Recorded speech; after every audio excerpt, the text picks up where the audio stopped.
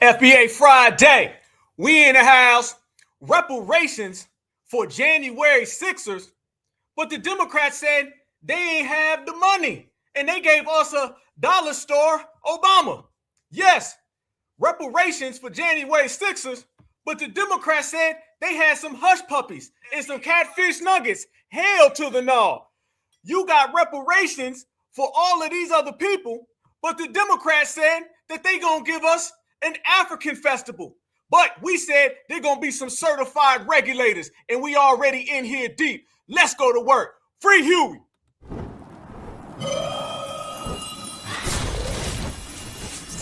Black Alpha Network. Home of Black excellence. Power to the people.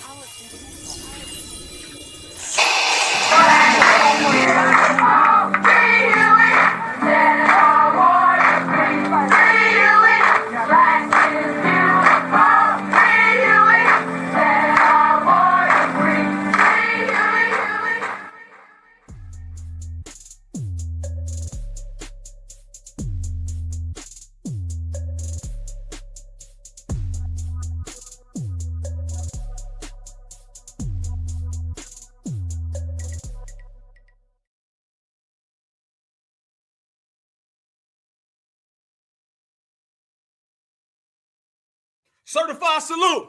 Rest in peace, swag. One love, baby. Where my dogs at? Let's see where they are. Hampton, Virginia. Las Vegas, Nevada. Step into place. Duval, Jacksonville. You know I got love for you. You know Ohio's in the building. Mississippi's in the place. Shout out. New York's in the building. Shout out the DMV. I see you already. Represent New Jersey, Sacramento. I see you as well. All of South Florida, the 954. Delaware's in here as well. Augusta represent. Black power every hour, baby. You already know. STL's in her. You got Cleveland. You got Baltimore. Another Mississippi. Chicago. Pittsburgh. Harlem. Shout out to the Harlem. I'm going to see y'all this summer. New Jersey. New York City all the way live. Huntsville, Alabama. So, fam, wait a minute. We got the West Coast, the East Coast, the Midwest, down South, fully representing. Syracuse, fully representing. Fresno, Philly.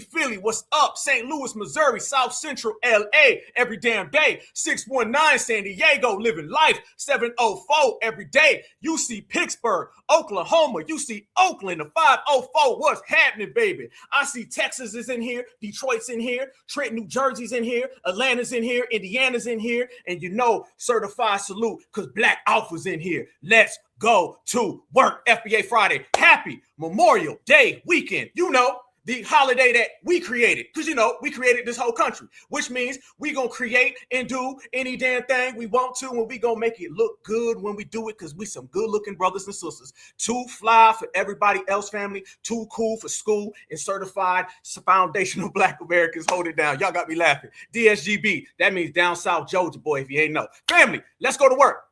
You seeing all this talk about reparations, family? All this talk about reparations. Wasn't nobody talking about reparations until we did. Wasn't nobody talking about cash payments until we did. Now everybody want to talk about compensation and payouts and payments, but we going to get down to the real today, fam. Oh, we going to drop some real scholastic work today, fam. You want scholarship? You going to get some right here today, fam. But we going to do it, you know, on that certified energy, that real frequency. What is that, Black Alpha? That's that we don't give a fuck. Straight to the point, direct, exclusive, and let the whole world know. It's foundational Black American every day and twice on Sundays. Get with it or get rolled over. You already know. Fam, let's go to the blizzard. Fam, the Democrats told us they ain't have no money. Clyburn said, why are you fucking with me? Here's some chicken nuggets. Here's some fish fry. And Kamala Harris just told us straight up no. But family, seems like when they want the money, they can find the money. Let's go. Is a disgrace. The H.R. 40 study bill for reparations has been introduced every single year since 1989. That's 35 plus years. And we can't even get a vote to study reparations. The argument is always it's too expensive, it's too complicated, we can't define eligibility, it's not right, you know, we don't have the right this, the right that, it's not the right time. But Trump gets 1.8 billion approved, structured, and open for claims within one administration. The website is already live and ready to go. You can go to the website right now and file your claim. It's already up and ready to go. No act of Congress Congress required. Democrats don't want it for us bad enough. Trump looking out for his people. Let's talk about what this fund is. So I'm going to have to read from my notes, okay? So Trump filed a $10 billion lawsuit against the IRS as a sitting president, okay, over his tax returns being leaked. Then he voluntarily dismissed that lawsuit in exchange. All right, I'm going to drop this lawsuit, but in lieu of me doing that, you're going to have to do something for me and my people, okay? The DOJ set up the $1.8 billion fund. So basically, he sued his own government, then dropped the suit in exchange for the taxpayer fund pot of money for his allies. That's the deal. The money came from what's called the judgment fund, and critically, there is no judicial oversight. No court is watching how this money gets distributed. Now, some may argue, well, there you go right there. I don't give a fuck. It's the fact that he even got this done one administration. The website is up and ready to go. The fund was announced May 18th. It's May 21st. Damn, they moving mighty fast, y'all. You talking about one day versus 40 years. You talking about we can't find the money. What you mean money? What is money? I thought this was Monopoly. I thought we was playing the game. I didn't know reparations was real. How about some catfish nuggets instead? We don't work that way. That ain't how the government is. Or how about Kamala? I'm not going to do anything for black people. No. Look like Donald Trump doing something for his people. Oh, we about to break it down. Smash the like button. Cook time. And it's already accepting claims. The deadline to apply is December 15, 2028. Now, AG Blanche said explicitly it's not limited to the Biden weaponization. It's not limited to January 6th or to Jack Smith. There's no limitation on the claims. Anybody in this country is eligible to apply if they believe they're a victim of weaponization. Y'all hear that door getting open? Oh, no. Do you hear that door getting kicked down? Because we invented the hustle. Family, we gonna break down how all of this applies to foundational Black America. AKA, they know they done effed up, right? They know they done effed up, right? They know we about to utilize this, right? They know they in trouble, damn right. Let's go. Claims. Anybody in this country is eligible to apply if they believe they're a victim of weaponization. That's a direct quote from Blanche. No predefined categories, no partisan requirements. So who can apply? Anyone who believes they were improperly targeted by the federal government on political, personal, or ideological grounds. The commission can issue monetary awards and formal apologies. But here's what I want the Democratic Party to explain to me. The Black community has shown up for you every single election. We put you in position repeatedly, and every time reparations comes up, HR 40, which isn't even asking for reparations yet, we're just asking for you to study it. It has been introduced to Congress every single year since 1989. Even when it passed the committee in 2021 with Democrats controlling the House, the Senate, and the White House, they never brought it to the full House floor vote. Biden said that he would support studying it. Kamala Harris co-signed it, but it never went nowhere. Why did it never go nowhere? They had the power and didn't use it. So don't get mad at Trump for having power and looking out for his people. It didn't go nowhere because it was designed not to go anywhere. HR 40 is a stall tactic, and they will HR 40 your ass, HR 60 your ass, HR 80, HR 100 until you just drop the subject. That's what it was designed for, because the Democrats do not support reparations, because the Democrats are anti-Black American. What's done in the dark comes to light, and we got the light on everybody. Let this be a lesson to the Black community that every time the Democrats come and say, oh, we couldn't get it done for the first 4 years, so we need you to vote us in for another 4 years, and then after 8 years, they still ain't did. The way Trump get this done like this, I don't want to hear no more excuses. Woo! The Democratic Party... Buddy, oh, family, you got things to talk about, and then you got this. We got things we got to say, and now you got this. We gonna talk about it right now. my brothers and sisters, kings, queens, goddesses, guys. How y'all feeling today, man? Y'all doing good? Tell me, fam, before we get to roasting, before we go 100 million miles an hour, before we start laying the smack down on everybody, tell me how you feeling, how you living, man. Y'all having a good day today?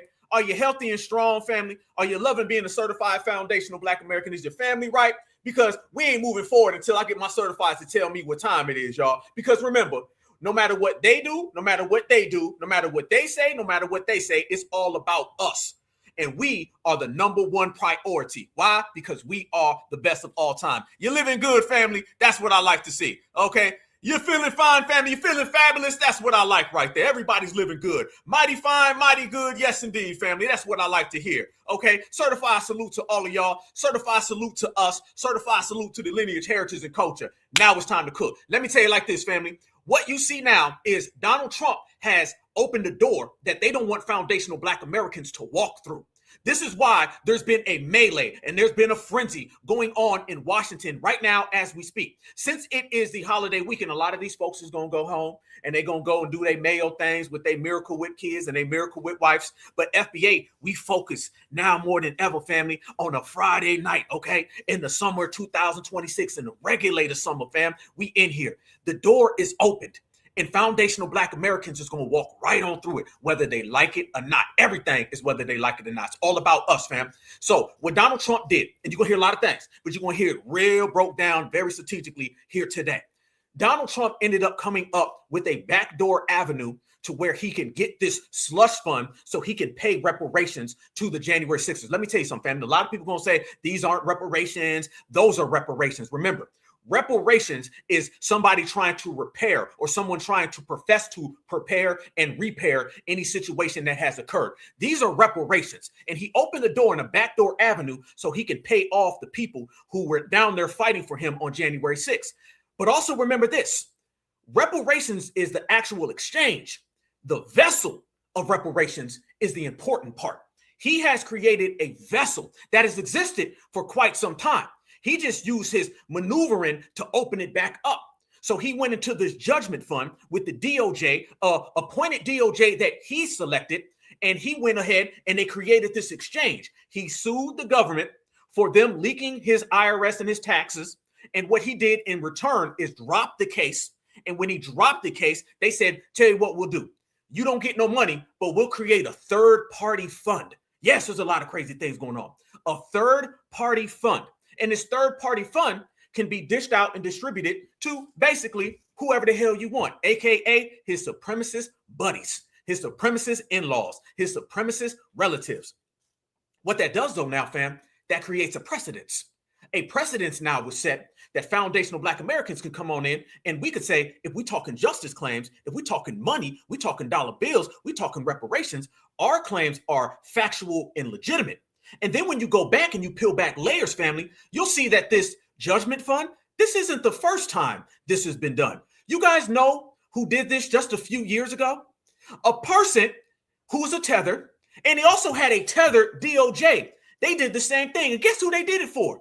The $2 tontos. Yes, Barack Obama used the same tactics so he can get reparations money to the $2 tontos. And today on this broadcast, I'm going to show you everything from the $2 tontos all the way down to their ranch, all the way down to their farm, all the way down to the data and the statistics that proves without a shadow of a doubt, family, reparations can get done and they will get done, and foundational Black Americans will make it happen. And I'm not talking about 10, 20, 30, 40, 50 years. I'm not talking about HR 40 years. I'm talking about right effing now. So family, as we in here, blessed and highly favored, I like to see that, family. Blessed and highly certified. Look at your screen, family. Look at your screen and you'll know what I mean. He's out there right now trying to make this happen. He's pushing everything because he said he going to take care of his people. He said his people first. He said, y'all did a deed for me. Y'all ran up in that building for me. The least I could do is go out there and serve you. Well, now the Democrats are out here and they're pretending like they supported reparations. Do I got to pull it out, fam? Let Black Alpha show y'all something. How many people remember this right here that they hide? Y'all remember when the Democrats put out this statement? Yes, the Democrats do not openly or publicly support reparations. So why are the Democrats running around here now and pretending to be some type of reparations advocates. We all know that the Democrats don't support reparations because we done heard every single damn excuse that they could possibly imagine. They're just mad now, the fact that FBA, we over here looking at this situation, we going, oh, damn. Okay, we gonna step in that door. Family, look at these Democrats out here and tell me if you feel the flow. Watch these Democrats, y'all, and they so mad.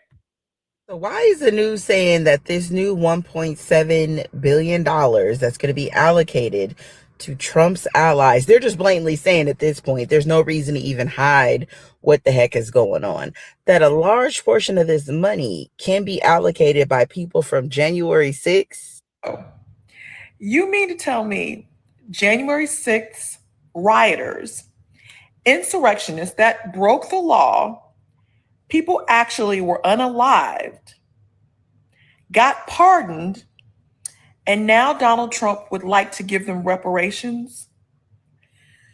Senator, what do you make of this $1.7 billion slush fund that Trump's proposing for pardoned fraudsters and January 6th rioters? So let me just be clear here. When we talk about corruption, like you kind of think you know what the general categories of corruption are. This one is just eye-popping unbelievable. The whole idea that your taxpayer dollars are going to be used to do what? To fund the guys who beat up police officers? Let me make sure that you guys understand what's happening. They told us that there was no money for reparations, no money for student loan forgiveness, no money for affordable housing, no money for the people in general. But wait a minute. Fam, when did Mrs. Mayo, Mrs. Meth Head Melissa, Methany, when the hell did she care about reparations? When did Elizabeth Warren give a damn about reparations? Why the Democrats running around here acting like this is an atrocity to them? You ain't support reparations for Black Americans. Don't run around here now and pretend to be the Trojan horse for reparations. Nah. And what is this person talking about? They said. Yeah. Your party said the same damn thing. Oh, family, the reparation doors are kicked down. They done blew the lid off reparations now, family. They done effed up. It's time for the certifieds to make history, y'all. This is it. Let's use some of this Mayo on Mayo crime to get the certifieds paid.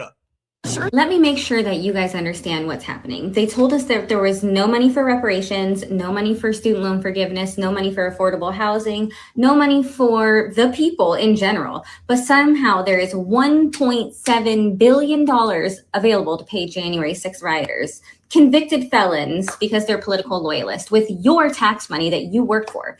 Somehow they told us that they had millions of dollars for millions of illegal immigrants who come here to the United States of America and take opportunities and jobs away for Black Americans. You ain't gonna mention that though, are ya?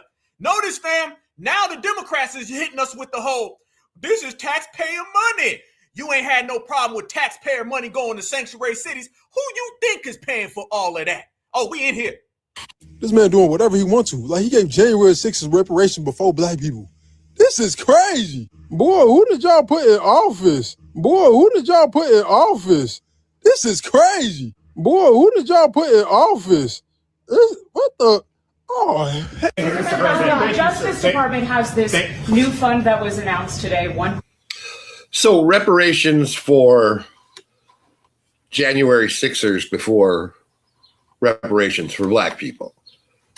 January 6ers before reparations for Black people. Reparations for Black people. You ain't support no damn reparations for Black people. State Puff Marshmallow Man. Stop playing. Fam, if you believe this man right here supports reparations for foundational Black Americans as a lineage, heritage, and culture, you need to go ahead and get a damn drug test. See how now they trying to make it look like we was fighting for y'all the whole time. Donald Trump is trying to stop y'all. Family, these people don't support reparations neither. But what it is that they're afraid because we got the spotlight on them and their neglect. Now they're not trying to be seen as neglectful. So Trump and the IRS settled. He didn't get his $10 billion because he punked out.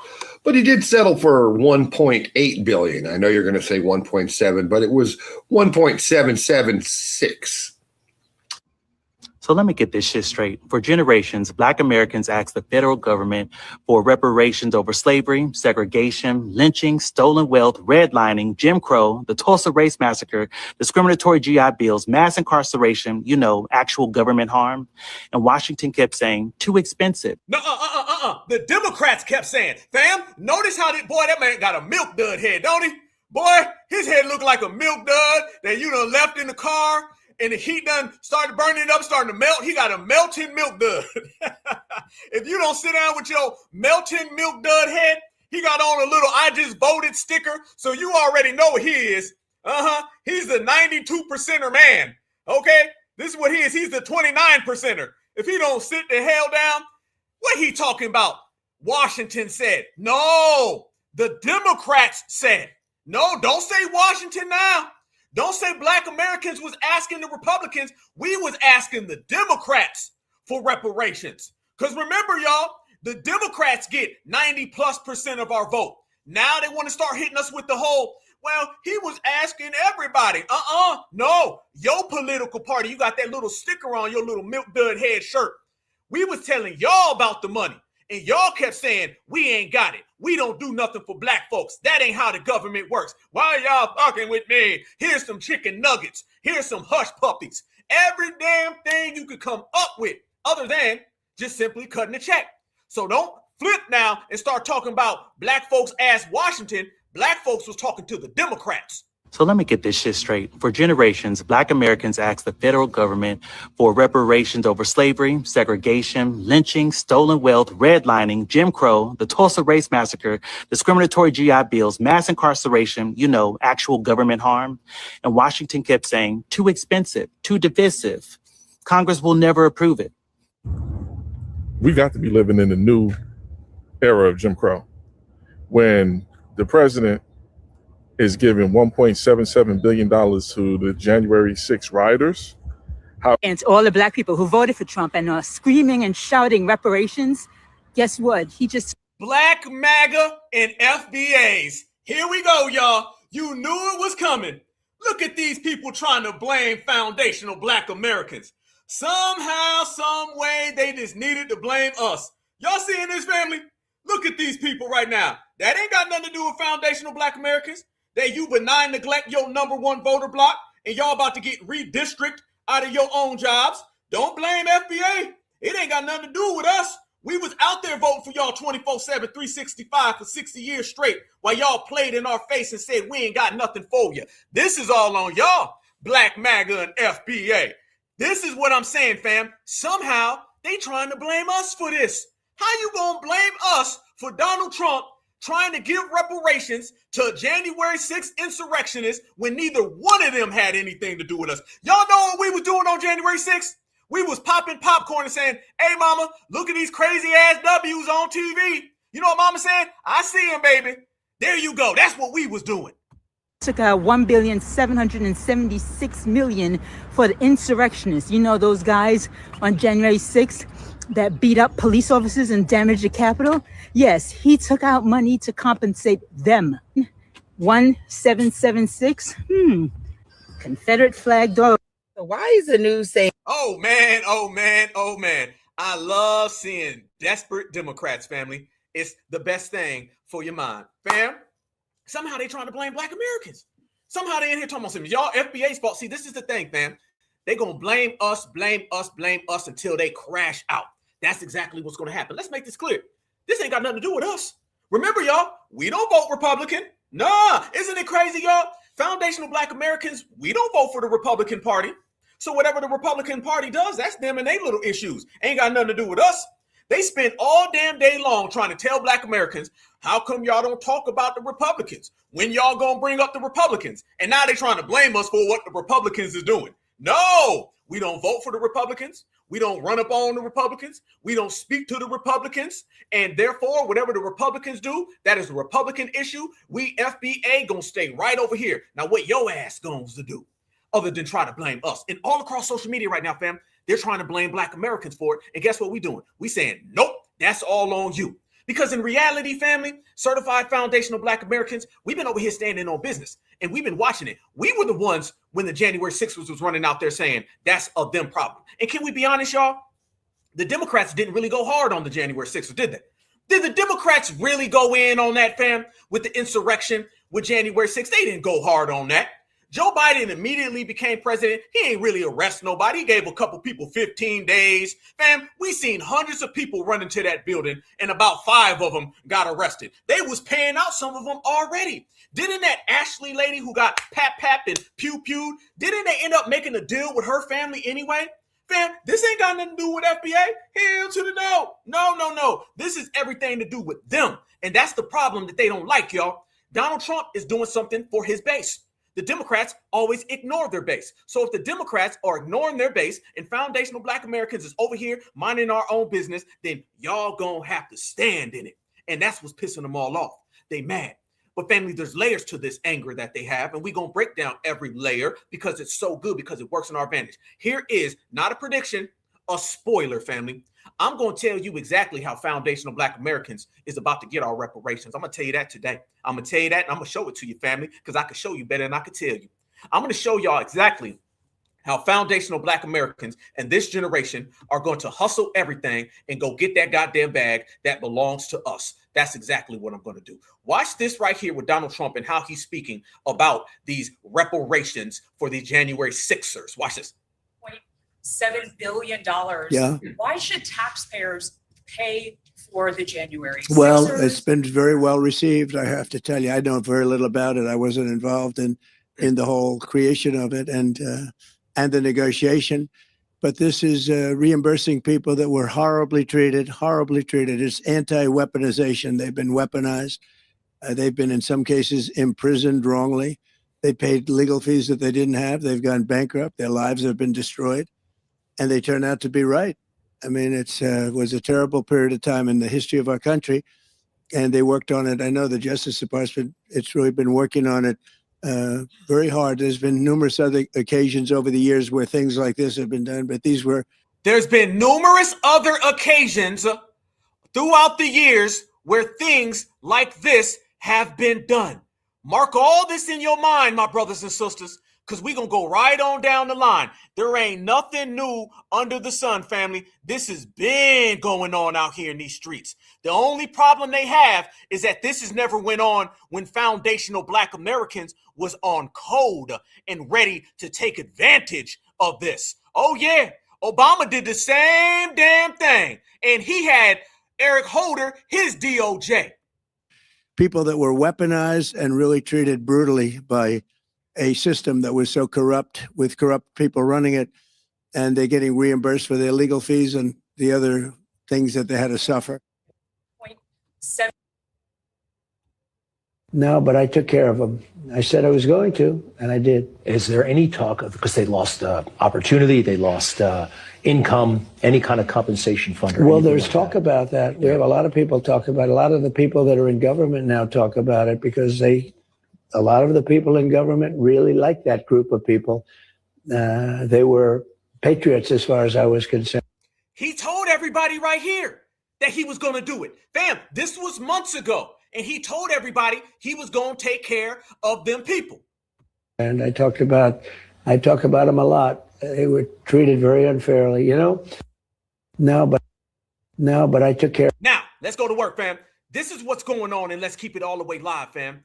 What you're dealing with here with this slush fund, which are reparations, and we're going to call it reparations because some people are running around and they're saying that ain't reparations. Let me tell you something.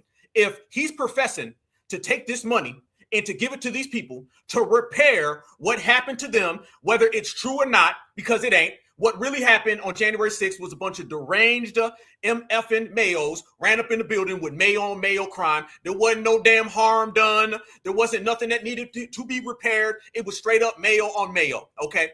But however, this is reparations because he is giving it to these individuals to take care of them. So he created this slush fund based upon the fact that he sued the government. And his appointed DOJ ended up creating a third party. See, whenever you sue the government or you sue these people based on like the IRS or any form like that, there is a precedent set with the Department of Justice. And what he did is that he said, I won't take any money and I'll drop the case. In exchange, I want you to create a third party where you give these people money who have been wrongfully harmed. That applies to Black Americans as well. That applies to us in the front of the line. They've created this defense fund for anybody who feels that they were attacked, targeted, or harassed by the United States government. Fam, last time I checked, that is certified foundational Black Americans. And the reason why the Democrats are so mad right now is because the Democrats know we over here looking at that situation like, oh, word? Really though? Damn right.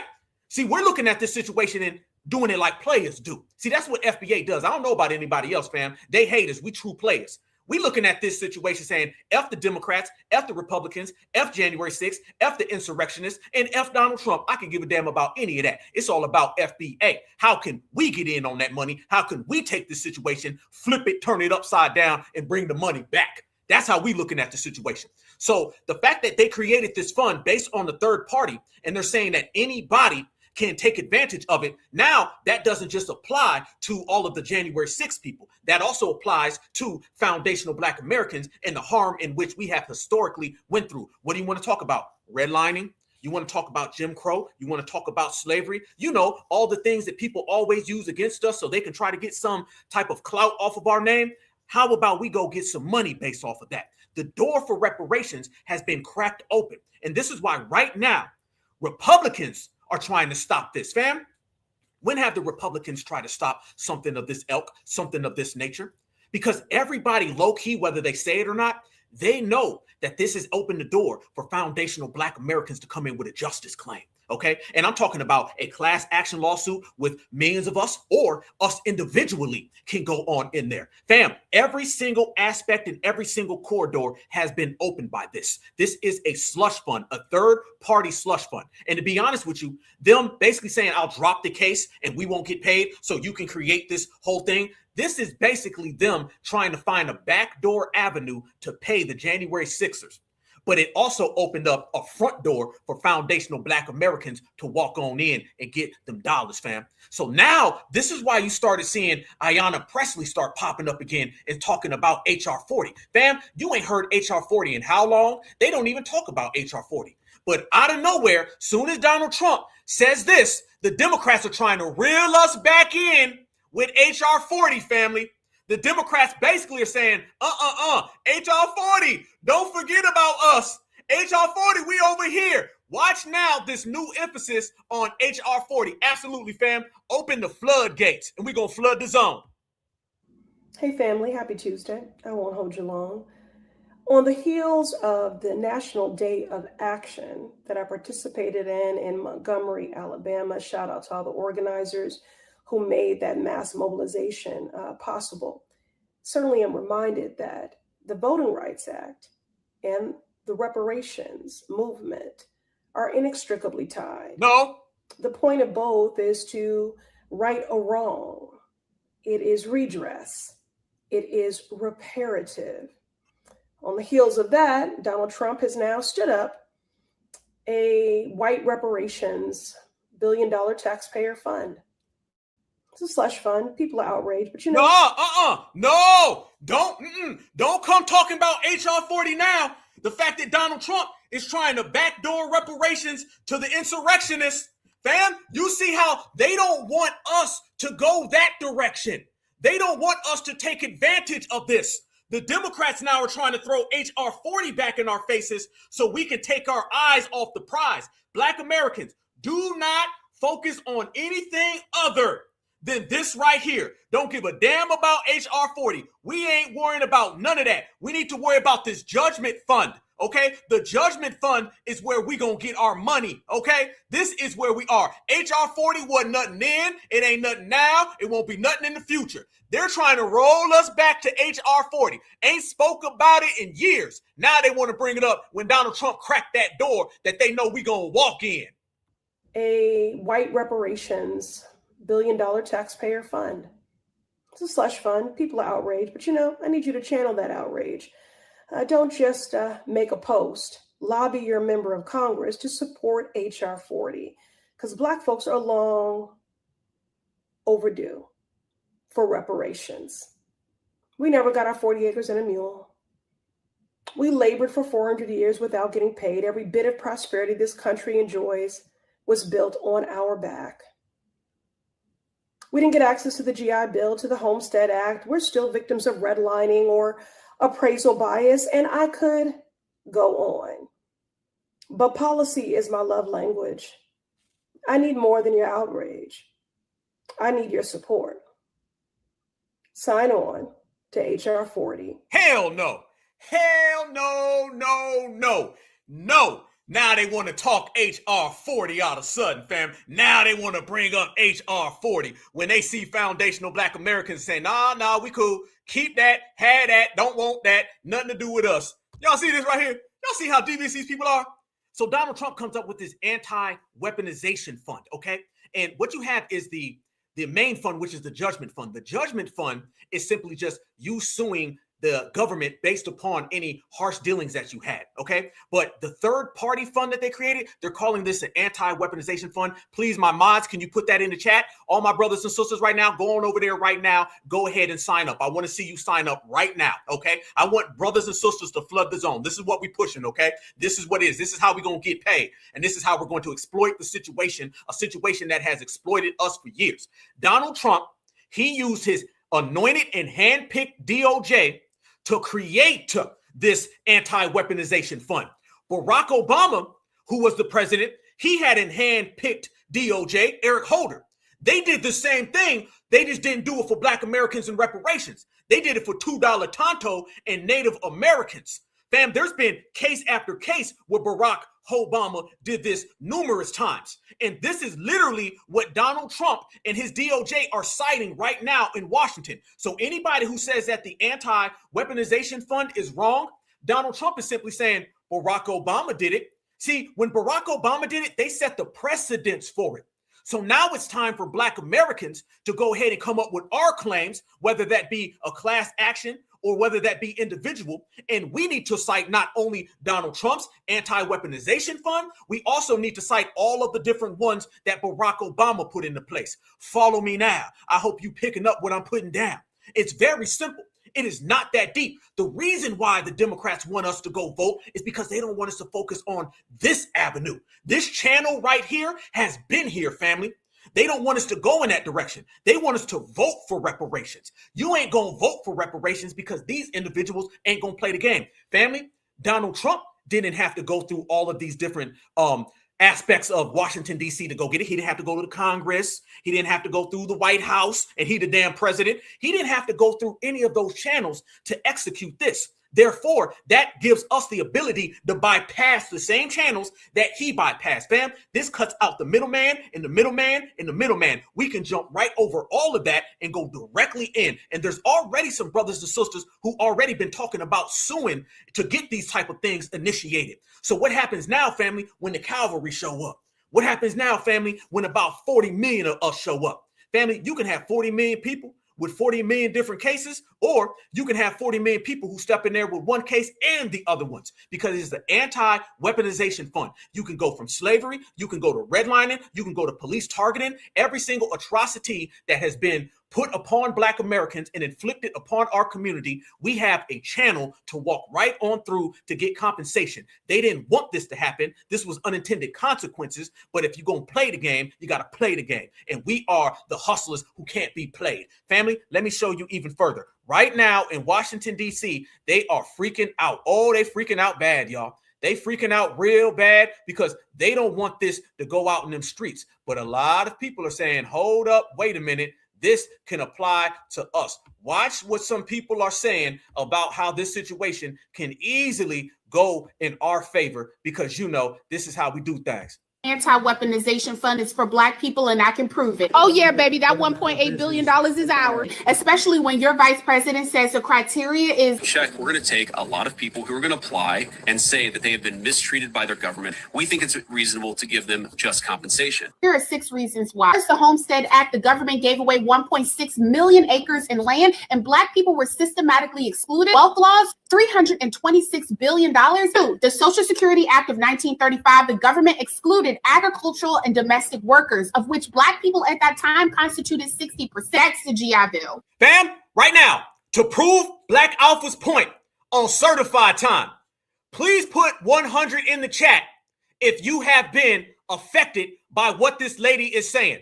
If a family member has been affected by what this lady is saying, if you have a personal claim that directly impacts or affects your family based upon these atrocities that she's about to mention, not to actually add other ones to it, put 100 in the chat, family, because I've already seen 2 of them. Systematically excluded. Wealth laws, $326 billion. The Social Security Act of 1935, the government excluded agricultural and domestic workers, of which Black people at that time constituted 60%. That's the GI Bill. 1.2 million Black veterans returned from World War II. Banks refused these veterans loans, and nearly $33 billion in home loans went exclusively to white veterans. The Federal Housing Administration drew red lines around Black neighborhoods and refused to insure mortgages there. 1981 to 1996, the USDA denied loans to Black farmers. Farm ownership dropped from 14% to just 1%. Next, the HBCU land grant funding gap. The government gave HBCU lands but refused to match the land with funds and the PPP. The government distributed. Look at the chat right now. Let's go. This our generation. Take over. $525 billion. However, Black entrepreneurs received a 29% approval rate through banks, while white entrepreneurs received a 60% approval. And yes, slavery, absolutely, I'm going to include that. Because America benefits $14.2 trillion. I think we should flood the system with claims. Anti-weaponization fund is for Black people. Oh man. What a beautiful time to be alive on Memorial Day weekend in the summer, baby. Drums, please. Let's go. Look at the chat, family. You see what it is, fam? I mean, what we're talking about right here ain't even some complicated thing. Fam, this ain't difficult at all. You just seen J.D. Vance. He said people can apply if they've been wrong, done, or harmed by the government. You see Donald Trump saying the same exact sentiments and echoing the same statements.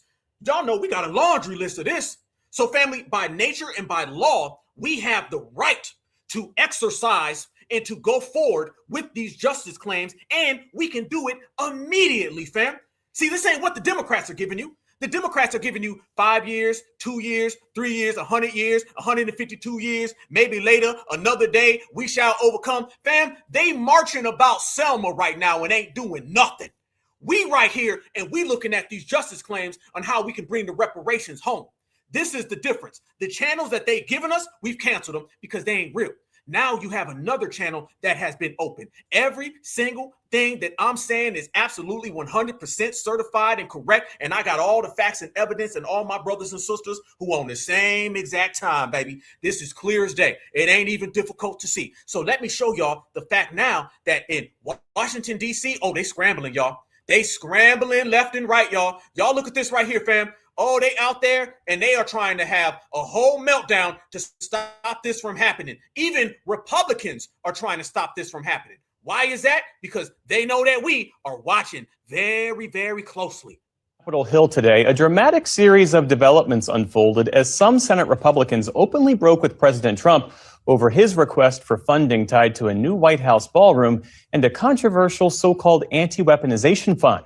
Acting Attorney General Todd Blanche made an unplanned trip to Capitol Hill to personally argue the case for that fund.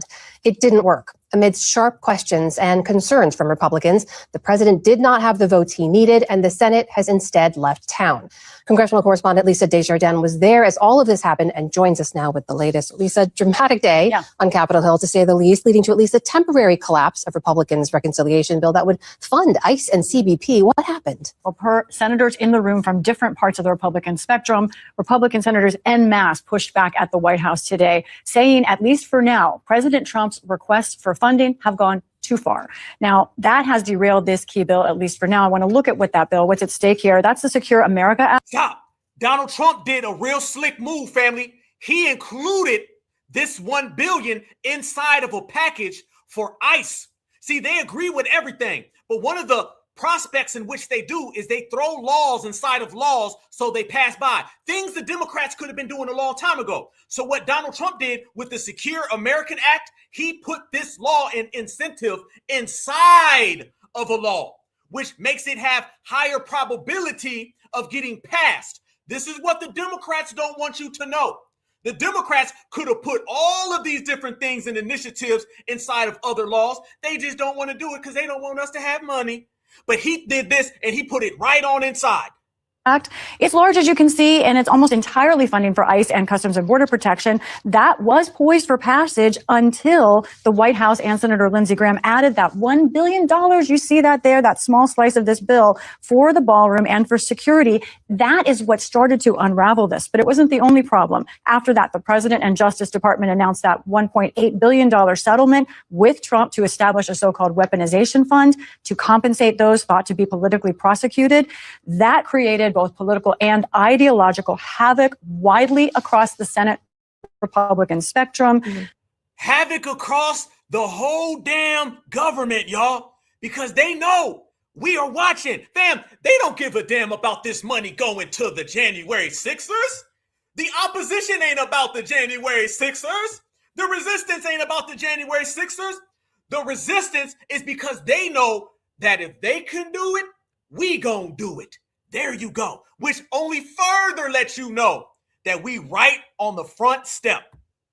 So Senator Thune, the leader of the Republicans in the Senate, called up the acting attorney general today to explain how this fund would work, to try and reassure senators. He gave them a one-page, basically bullet point document over how it would work, trying to reassure them. The opposite happened. After about 2.5-hour meeting, a very tense one, Republican senators instead decided they would go home and pass nothing because they were not reassured about that fund at all. That one-page document, you obtained a copy of it. What does it tell us? It is telling in both what it says and what it doesn't. I want viewers to look at this closely. First of all, Wait a minute, fam, is it just me? Or do these news anchor ladies look very nervous? Let me put this a sidebar real fast, family. Don't they look nervous? Isn't their inflection very vague and very soft, very concerning? Fam, isn't there a height hysteria going on right now, fam? This seems like very, very high hysteria right now. I think this popped open something nobody wants. These loopholes now, fam, we can loophole our way into reparations. This is massive, family. This is massive, especially effing with this generation, especially dealing with us. I don't know about nobody in the past. I'm going to tell you about the reparations generation. They don't call us the reparations generation for nothing, dog. Don't they look very nervous? Look at this woman. What's going on, Sally? Well, you know, I fell down the stairs and my Brussels sprouts have been spoiled and rotten and the mayo jar cracked open and my son was smoking meth this morning. But I don't give a damn. Fuck him. Let's talk about these Negroes and the reparations. We don't want it to happen. Did you say fuck your son? Yes, fuck him. I want to stop the black folks from getting money. Bam, the meth, the mayo, the Miracle Whip, secondary. Black Americans getting paid got these folks in a hysteria. It's telling in both what it says and what it doesn't. I want viewers to look at this closely. First of all, it lays out that the president and specifically his sons are to get no monetary payment from the settlement or the fund, just an apology. Now, it does not specifically say that's legally binding. This is all the detail that we have. Also, how would the billions be distributed? By 5 people appointed by the attorney general, who 5 people appointed by the attorney general. Fam, I want you to follow this. This right here is breaking it down, y'all. This is exactly what we're talking about. They don't need to go through the government for any of this. They don't have to go to Congress and none of that. That ain't how this works, fam. This is not how it works, okay? The Federal Judgment Fund, if the DOJ settles a lawsuit or is ordered by a court to pay damages because a federal agency or employee did something wrong, the money usually comes from the Judgment Fund, okay? That's how it comes down, fam. And the assets and the funding all works together. The DOJ operates up the assets, okay? And then they end up dishing it out. This is how it all goes down. So the fact that Donald Trump, in exchange for dropping the case, created the anti-weaponization fund, the question of who pays it all comes down to the same thing with reparations, fam, but it doesn't matter because they can skip over all of that. A precedent has been set. of course, is appointed by President Trump. What about the size of the settlement? That $1.77 billion, it says, is a fair amount because, quote, literally tens of millions of Americans are subject to unlawful targeting, a huge amount. Now, this document does not say anything. Did she just say us? Really? Tens of millions of Americans? Sound like she talking about Black Americans. Subject to unlawful targeting. A huge amount.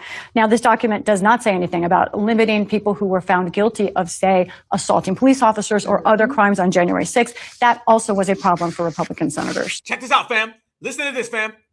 The funding, this is how it works. The judgment fund, this is a permanent, indefinite pool of taxpayer money managed by the U.S. Department of Treasury, okay? The judgment fund has been around for eons, and it is a permanent blank check. You can look it up, family. It has always been there. So basically, they're operating with a pool of money, all right?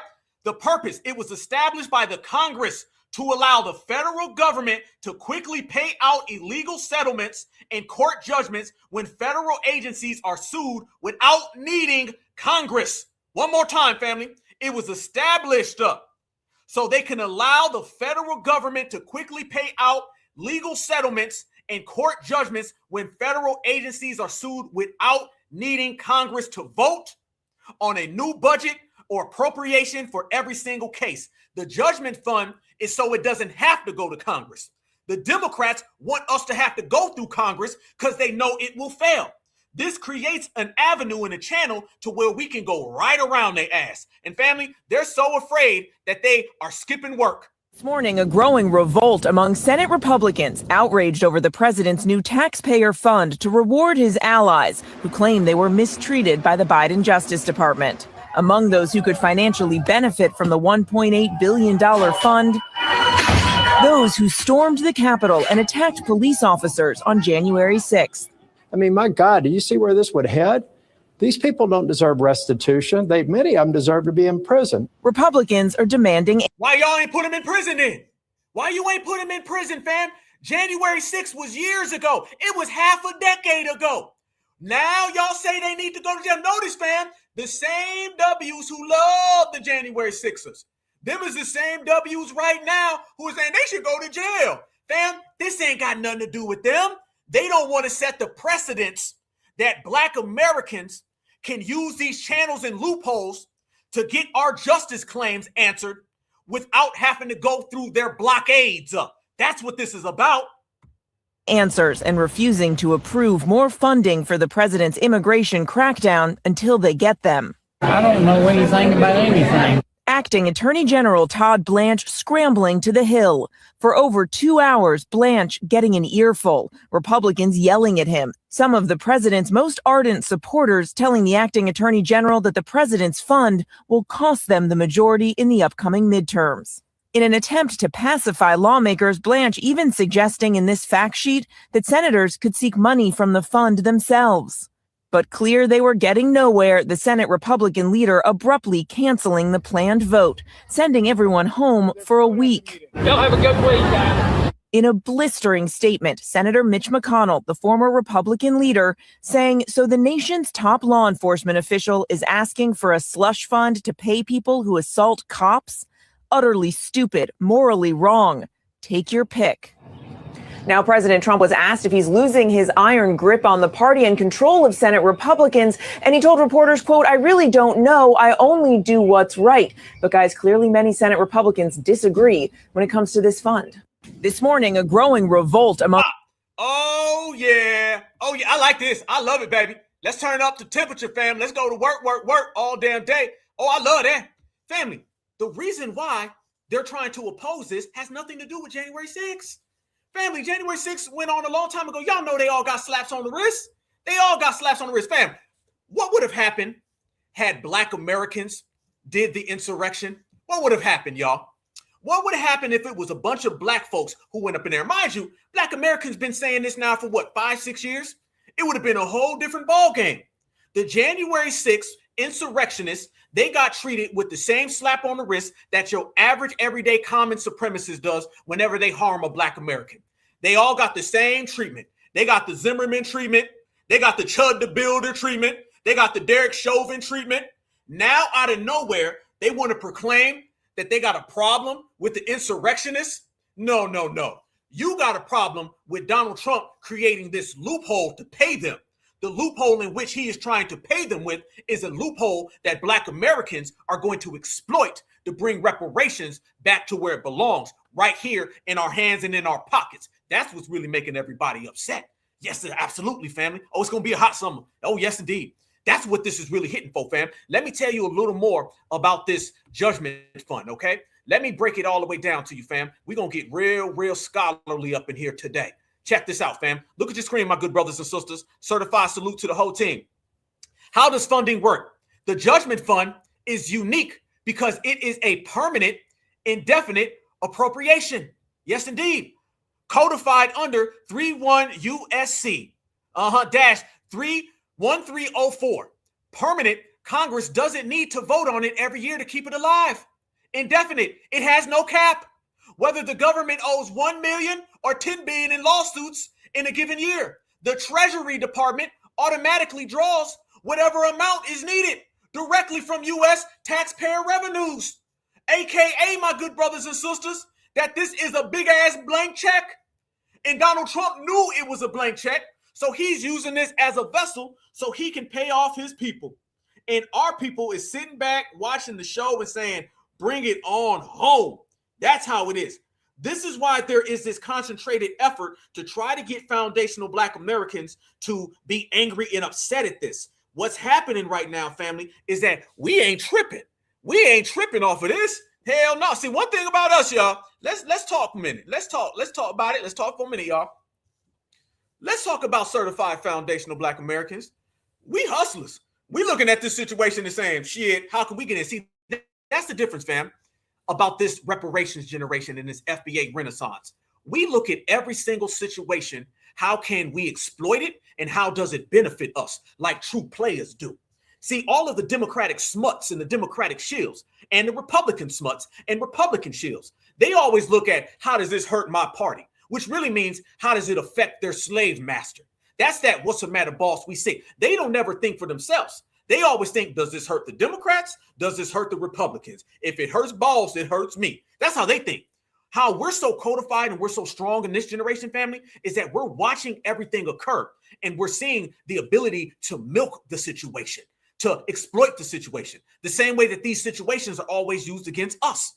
That's the beauty of us staying on code in this time frame. Nothing is getting past us at all. So, family, they called in the Attorney General and they had a whole conversation with him. Watch what he says, family. Oh, he's hell-bent on pushing this through. Watch this. People that hurt police get money all the time. A lot of people are talking right now about this new $1.8 billion fund that the Justice Department has established for anyone who feels that the justice system was weaponized against them. That's a lot of money, but they haven't put forth that many details. So I sat down with the acting Attorney General, Todd Blanche, and asked him a lot of questions, including whether anyone convicted of assaulting a law enforcement official could get some of this taxpayer money. You're the nation's top law enforcement official right now. Would you be okay with people who were convicted of hurting police getting taxpayer money? Just to be clear, people that hurt police get money all the time. Okay. Damn. There's a process where if you believe you. Boy, hey, he ain't backing down. Convicted of assaulting a law enforcement official could get some of this taxpayer money. You're the nation's top law enforcement official right now. Would you be okay with people who were convicted of hurting police getting taxpayer money? Just to be clear, people that hurt police get money all the time. Okay. There's a process where if you believe you have your rights violated, you can apply for funds, you can sue, you can file a claim, you can go to court. In some of those cases, the state, the government, the federal government settles those cases. It's abhorrent to ever touch a law enforcement officer, which is why anytime anybody does that and it's a federal officer, we'll prosecute them. But that's a completely different question with whether an individual is allowed to apply for a claim. Whether they'll get a claim, depends. I can't, it would not be appropriate for me to talk about absolutes, like absolutely not, under no circumstances. I mean, we can talk about hypotheticals till we're blue in the face, but that really wouldn't be fruitful. The Justice Department has about 30 days to select the members of this panel who will start vetting these claims. And it's important to note in the settlement, the president can fire any of the members if he doesn't like the decisions they're making. That hurt police. Oh, that's great. Oh, that's great, family. Oh, that's great. 30 days to put together the panel, fam, and Trump can fire anybody who's not going along with it. Oh, that's beautiful, fam. That's beautiful. See, we're going to support this. This is what it is, fam. Let me tell you something. All is fair in love and war, okay? And war makes strange bedfellows, and you got to be a player, y'all. See, this is good. The Democrats want us to go against this. The same Democrats who do not support reparations now are trying to act like they've been reparationists the whole time, and it's all backfiring on them. It's blowing up in their face right now, y'all. The Democrats' refusal to acknowledge reparations for foundational Black Americans now is starting to backfire. All the years of them trying to have benign neglect, misdirection, always with misleadership, false statements, false phrases, false words, all of that now is backfiring on them. So now we're sitting there looking at them and saying, well, you ain't ever did reparations for us, so we're going to go about it in our own way. We're going to go through our own channels. We're going to find out our own avenues. And this right here fell right into our lap. A lot of things are done. It's called unintended consequences, family. So Donald Trump, what he wanted to do was create a vessel. Remember, y'all, the vessel for reparations is the most important thing. He created a vessel for this, okay? And the vessel that he created is going and exploiting this judgment fund in the anti-weaponization fund, anti-weaponization act, if you really want to go there, that allows them to do it where he can bypass all of the people within government. This is why you just seen all of them running around in hysteria. That's why you seen the two news anchors look like they were petrified and seen a ghost. It's because they ain't see a ghost. They seen the future. What is the future? Foundational Black Americans counting some of them 20s, some of them 50s, some of them hundreds. And we already talking about it now. Look all across social media, fam. Brothers and sisters are sitting there saying, oh, word? Shit, we about to go make a claim right now. We filing right now. Fam, I've already seen about 25 people today that got on the website. Mods, please put the website in the chat, okay? I done seen brothers and sisters already saying, we claiming right now. Because every single thing that they talk about directly affects us and impacts us. It's truly the language of our reparations, fam. This is the language of our reparations. So basically what we're doing is saying HR 40, wait around for another 80 years, wait for another president to come in and tell us they ain't gonna do nothing.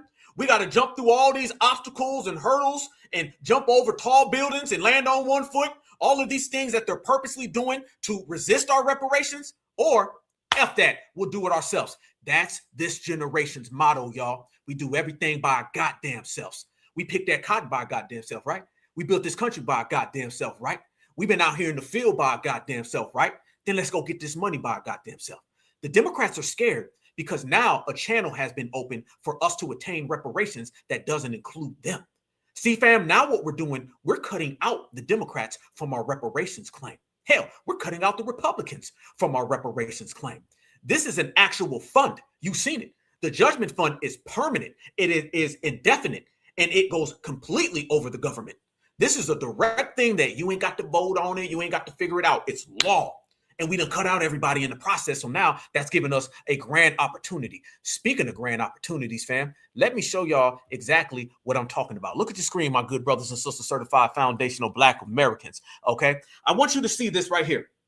This is what I mean. Fam, straight to the T, straight to the core. Brothers and sisters, you're going to see exactly what we're talking about and how we mean that we can get whatever we want as long as we focus and stay on the same page. And guess what, y'all? We all on the same damn page. So it's lovely out here in these damn streets. Family, look at your screen. This is what I'm talking about. You start speaking about these funds and you start talking about how we can execute them. Things get real. Things get very real. And I'm going to show y'all the verbiage and the way things operate. And it basically tells everybody we good to go as long as we do what we got to do. Look at this, fam. Black Americans, we can basically go and sue the government and go sue everybody to get everything. It says you have pinpointed exactly why this scenario is causing an absolute firestorm in Washington right now. Historically, the executive branch has claimed that creating a massive billion-dollar reparations fund for third parties was legally impossible without Congress explicitly passing a law. See right there, fam? You see right there? Just already look at that right there before we get to the next, before we take it a step further, before we break it all the way down. That right there is already showing you that they know damn well we in the building. They know damn well we pulling up. They know damn well that we looking at the situation and saying, well, wait a minute. If this can occur that way, then doesn't that open the door for us to do whatever we want to do?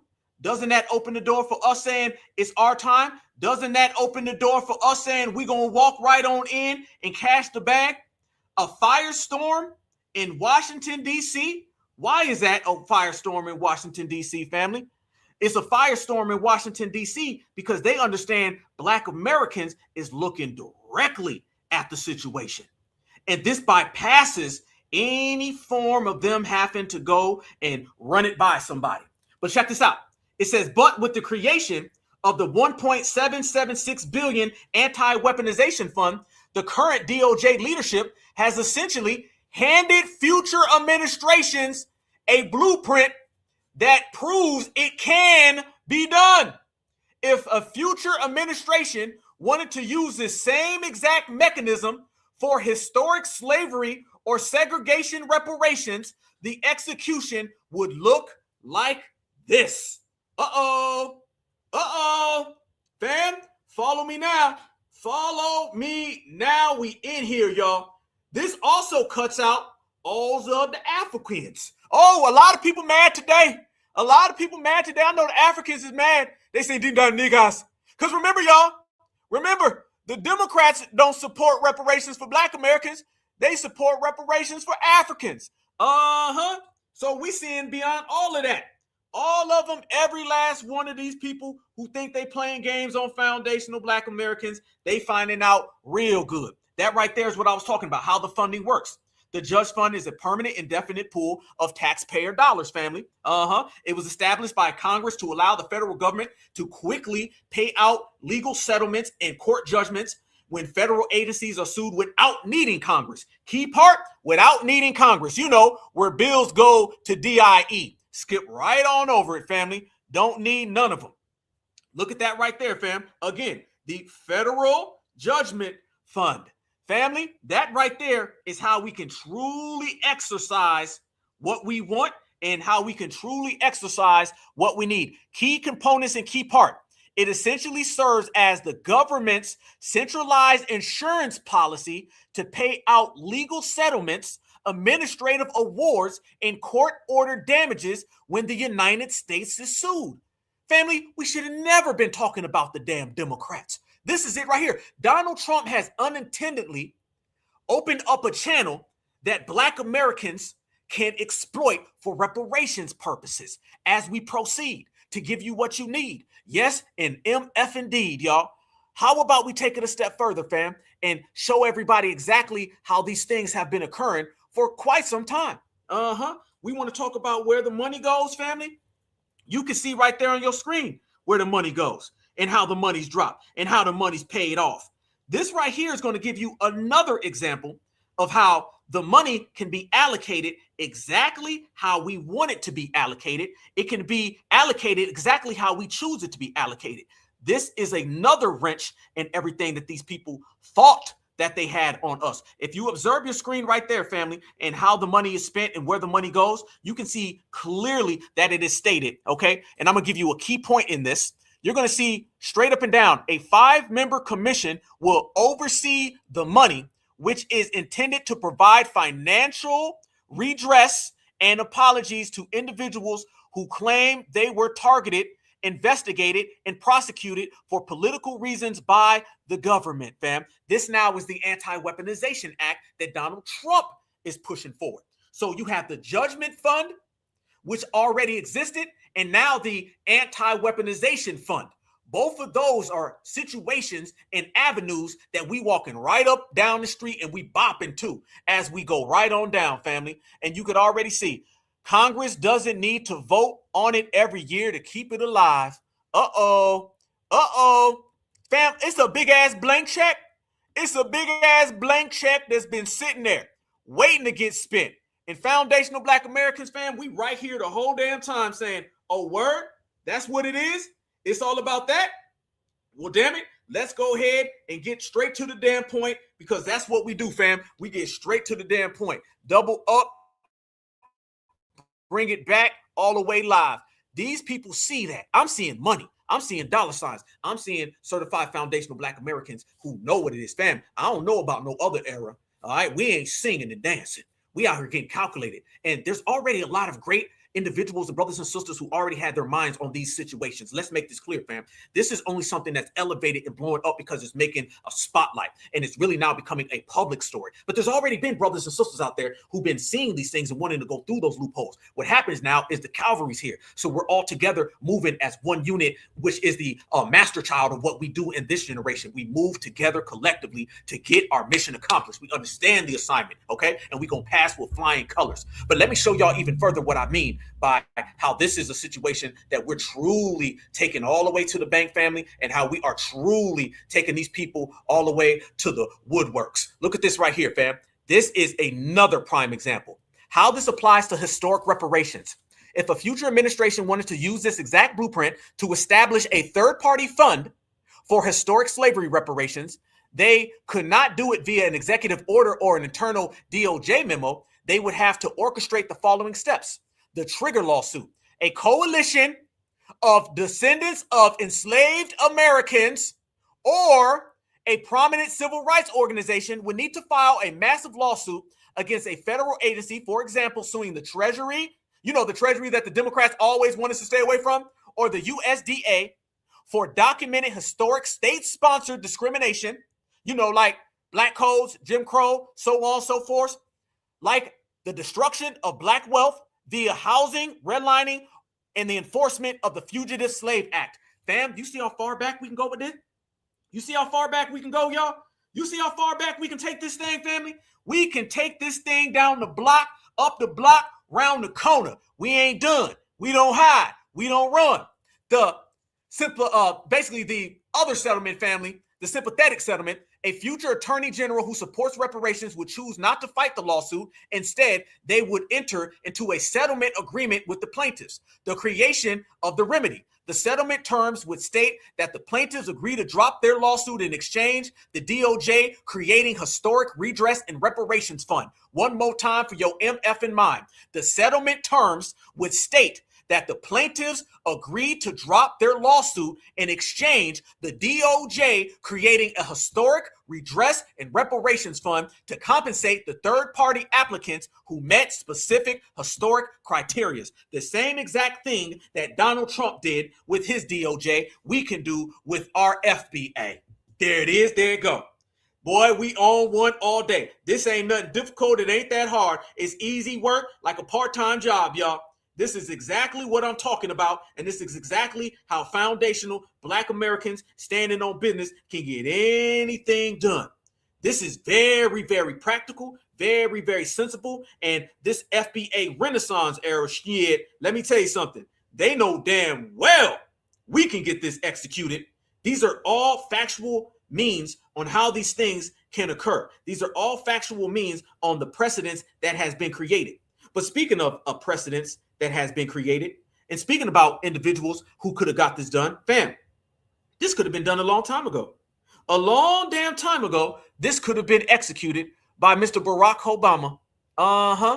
See, what Donald Trump is doing is the administration specifically highlighted the Keeps Eagle settlement from the Obama administration. I want everybody to remember that, the Keeps Eagle settlement from the Obama administration. In that case, a specific group of Native American farmers sued the U.S. Department of Agriculture for systemic loan discrimination. When they settled, a massive fund was created out of the judgment fund, the same judgment fund that Donald Trump is exploiting, the same judgment fund that I'm telling everybody we can exploit. After all the individual plaintiffs were paid hundreds of millions of dollars in leftover funds were used to create a brand new independent entity called the Native American Agricultural Fund to help Native American farmers nationwide, most of whom were never a part of the original lawsuit.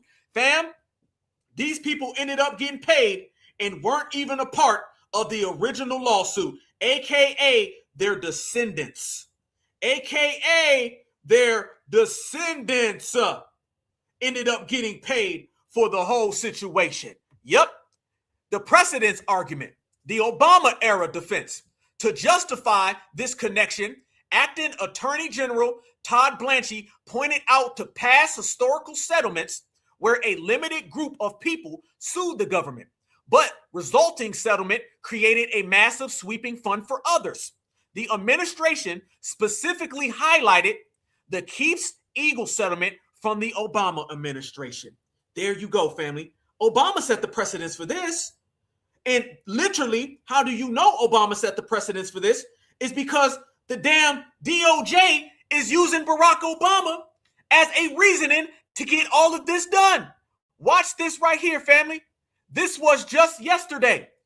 And they're arguing back and forth with Todd Blanchie. And what he's saying is Obama did it. How come we can't? Watch this. Let me ask you this, because you compared it to the Keeps Eagle case. But I think you know full well that in that case, the settlement agreement was approved by a federal judge, including the payments to people who were not originally parties to the lawsuit. No federal judge has approved this fund, have they, Mr. Attorney General? No federal judge did approve this. So that's a big difference between this case and the case that you compared it to. No, it's not.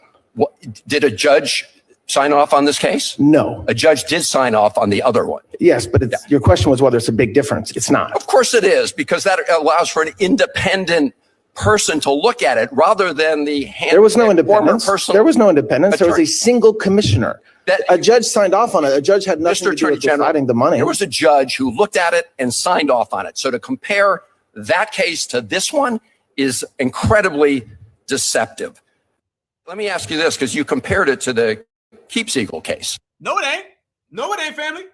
No, not at all. It is a very, very practical thing. Obama set the law for this. Obama set the precedents for this. And this is why literally Donald Trump is using the Obama administration and them setting this precedence as a means to do so. This has nothing to do with anything other than Barack Ho, emphasis on Ho Obama. He went along and he said this is what needed to be done. And therefore, everybody went right ahead and they said, good, let's continue it in the name of Barack Obama. So that shows y'all exactly what we're talking about. And it shows y'all exactly why this is a legal precedence, fam. And there's a bunch of legal precedents that have been occurring with these situations, fam. There is a hell of a lot of them. And now what we can do is use Barack Obama the same way Donald Trump is, fam. We got about 3 or 4 channels and loopholes, and I'm going to highlight all of them, okay? The first one is the Chiefs Eagle settlement that Barack Obama and Eric Holder did. Notice, y'all, Donald Trump uses his attorney general to create this third-party slush fund. Democrats see it as bad. Barack Obama used his attorney general to create a third-party slush fund for Native Americans. Democrats said it was good. Donald Trump literally is going case by case, move by move, doing the same exact things that Barack Obama and his administration did. Verbatim to the key, on point, exactly the same way. So the precedence is set now that if this goes through with the Anti-Weaponization Act, we can utilize that and we can utilize the Judgment Fund. Those are 2 different entities within the same scope that Black Americans can truly take advantage of. And when we can take advantage of it, I'm talking about in a multitude of different ways, because foundational Black Americans have been through and seen everything that these other individuals haven't. These folks are exploiting it based on 1 or 2 situations, based on falsified situations. What's going to happen when foundational Black Americans show up by the millions, whether that be individual or class action collectively, and then we start dropping every damn thing, slavery, Jim Crow, redlining, discrimination, all the way across the board, family. We can use this to the maximum. So that means we have the maximum situations that we can take advantage of. We have the maximum amount of the populace that we can do. We have the maximum historical facts behind us. And we have the maximum foundational Black Americans who are aware of this loophole in this channel that we can walk them through, that Donald Trump unintendedly kicked the door open in. And now it's time for us to step right on in it. Fam, I ain't gonna lie. I'm gonna show y'all exactly what I'm talking about. I want everybody to look at your screen right now. Here you go. This is the people that Barack Obama gave these folks the settlement. Watch this, fam. My name is Clarice Mandan. I'm a lead plaintiff in the Keeps Eagle v. Balasag discrimination lawsuit against the United States Department of Agriculture. I welcome you to this meeting this afternoon, and I hope that you will come away with a better understanding of the settlement that was reached with the Department of Agriculture and the Department of Justice. And I hope that you will be able to prevail as a plaintiff in this lawsuit if you're an eligible claimant, that you are able to successfully file your claim with the assistance of the law firm if needed. There you go right there, fam. They ain't have to vote blue no matter who. They ain't have to sit outside in the cold. Look at it right there, fam. The United States District Court for the District of Columbia. Look at that. Keeps Eagle. There you go, fam. Encourage you to ask as many questions today as necessary to come away with a full understanding of exactly what discrimination is and how it may have affected you in your dealings with USDA concerning credit transactions, such as applying for a loan or applying for loan servicing. It is very important to follow the directions that the attorneys give you and to read the claim packages completely. Throughout Indian country, in my experience with working with a lot of Native American borrowers such as ourselves, we came to realize, my husband and I, that the same types of discrimination that we were experiencing at the local county office on our reservation were happening across Indian country as a whole. We visited with other plaintiffs in other states and learned that they were experiencing the same sort of frustrations, the same sort of delays in loan servicing, not being found eligible for loans, or being summarily dismissed by county staff before they could even apply. And we determined that there indeed was a pattern and a practice of discrimination. And so we basically united with all of the other plaintiffs that were affected by this discrimination and did a sort of a grassroots organization. A grassroots organization. They united with everybody else. Fam, we can do this right here, right now. Who want to start? Shit, we can do it tonight. I'm up all night, baby. It's Memorial Day weekend. We partying over here, fam. The grill already fired. I'm about to go get me some barbecue tomorrow. What we talking? And we were able to file our case. I joined this case because of discrimination through the years. And I and my wife we experienced all of that from the very beginning. So I think back of things like this, and this continued on all through the years. It was a form of standard procedures with FHA advisors. So this is the reason why I wanted to get in this, because of my past experiences, and I knew what other farmers and ranchers had similar stories, and I wanted to help these individuals to that they wouldn't have to.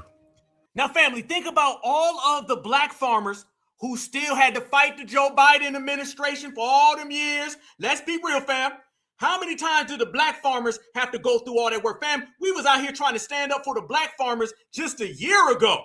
Folks was out here just a year ago, fam, trying to get the black farmers. They was arguing. Roland Martin was running around here saying, "Nuh-uh, we did give them $25, $22.59. This stuff passed right on through with these people. Right on through, y'all. The money, everybody needs money. The money, everybody needs money. Whatever, I appreciate that. She said everybody need money. I thought they told us they ain't had the money. I thought they said we can't find the money. We gave y'all Obama a black president. This is what Obama got elected for, y'all.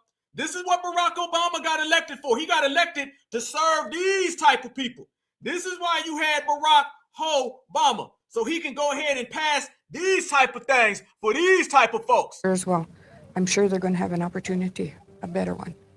So that's the main point in this settlement, is things have changed or will be changed.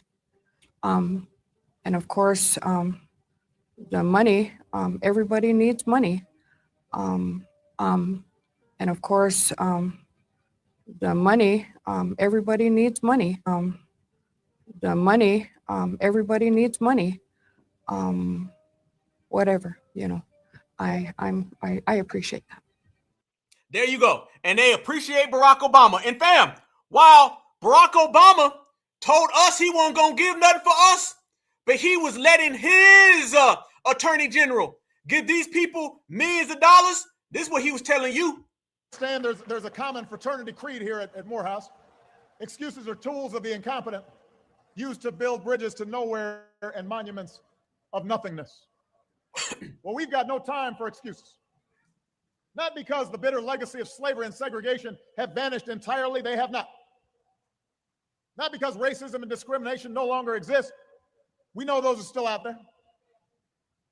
It's just that in today's hyper-connected, hyper-competitive world with millions of young people from China and India and Brazil, many of whom started with a whole lot less than all of you did, all of them entering the global workforce alongside you, nobody is going to give you anything that you have not earned. Nobody cares how tough your upbringing was. Nobody cares how tough your upbringing was. Nobody cares how tough your upbringing was. Nobody cares if you suffered some discrimination. Damn. There's a common. Nobody cares if you suffered discrimination. Didn't he just pass all them millions of dollars to them people because of discrimination?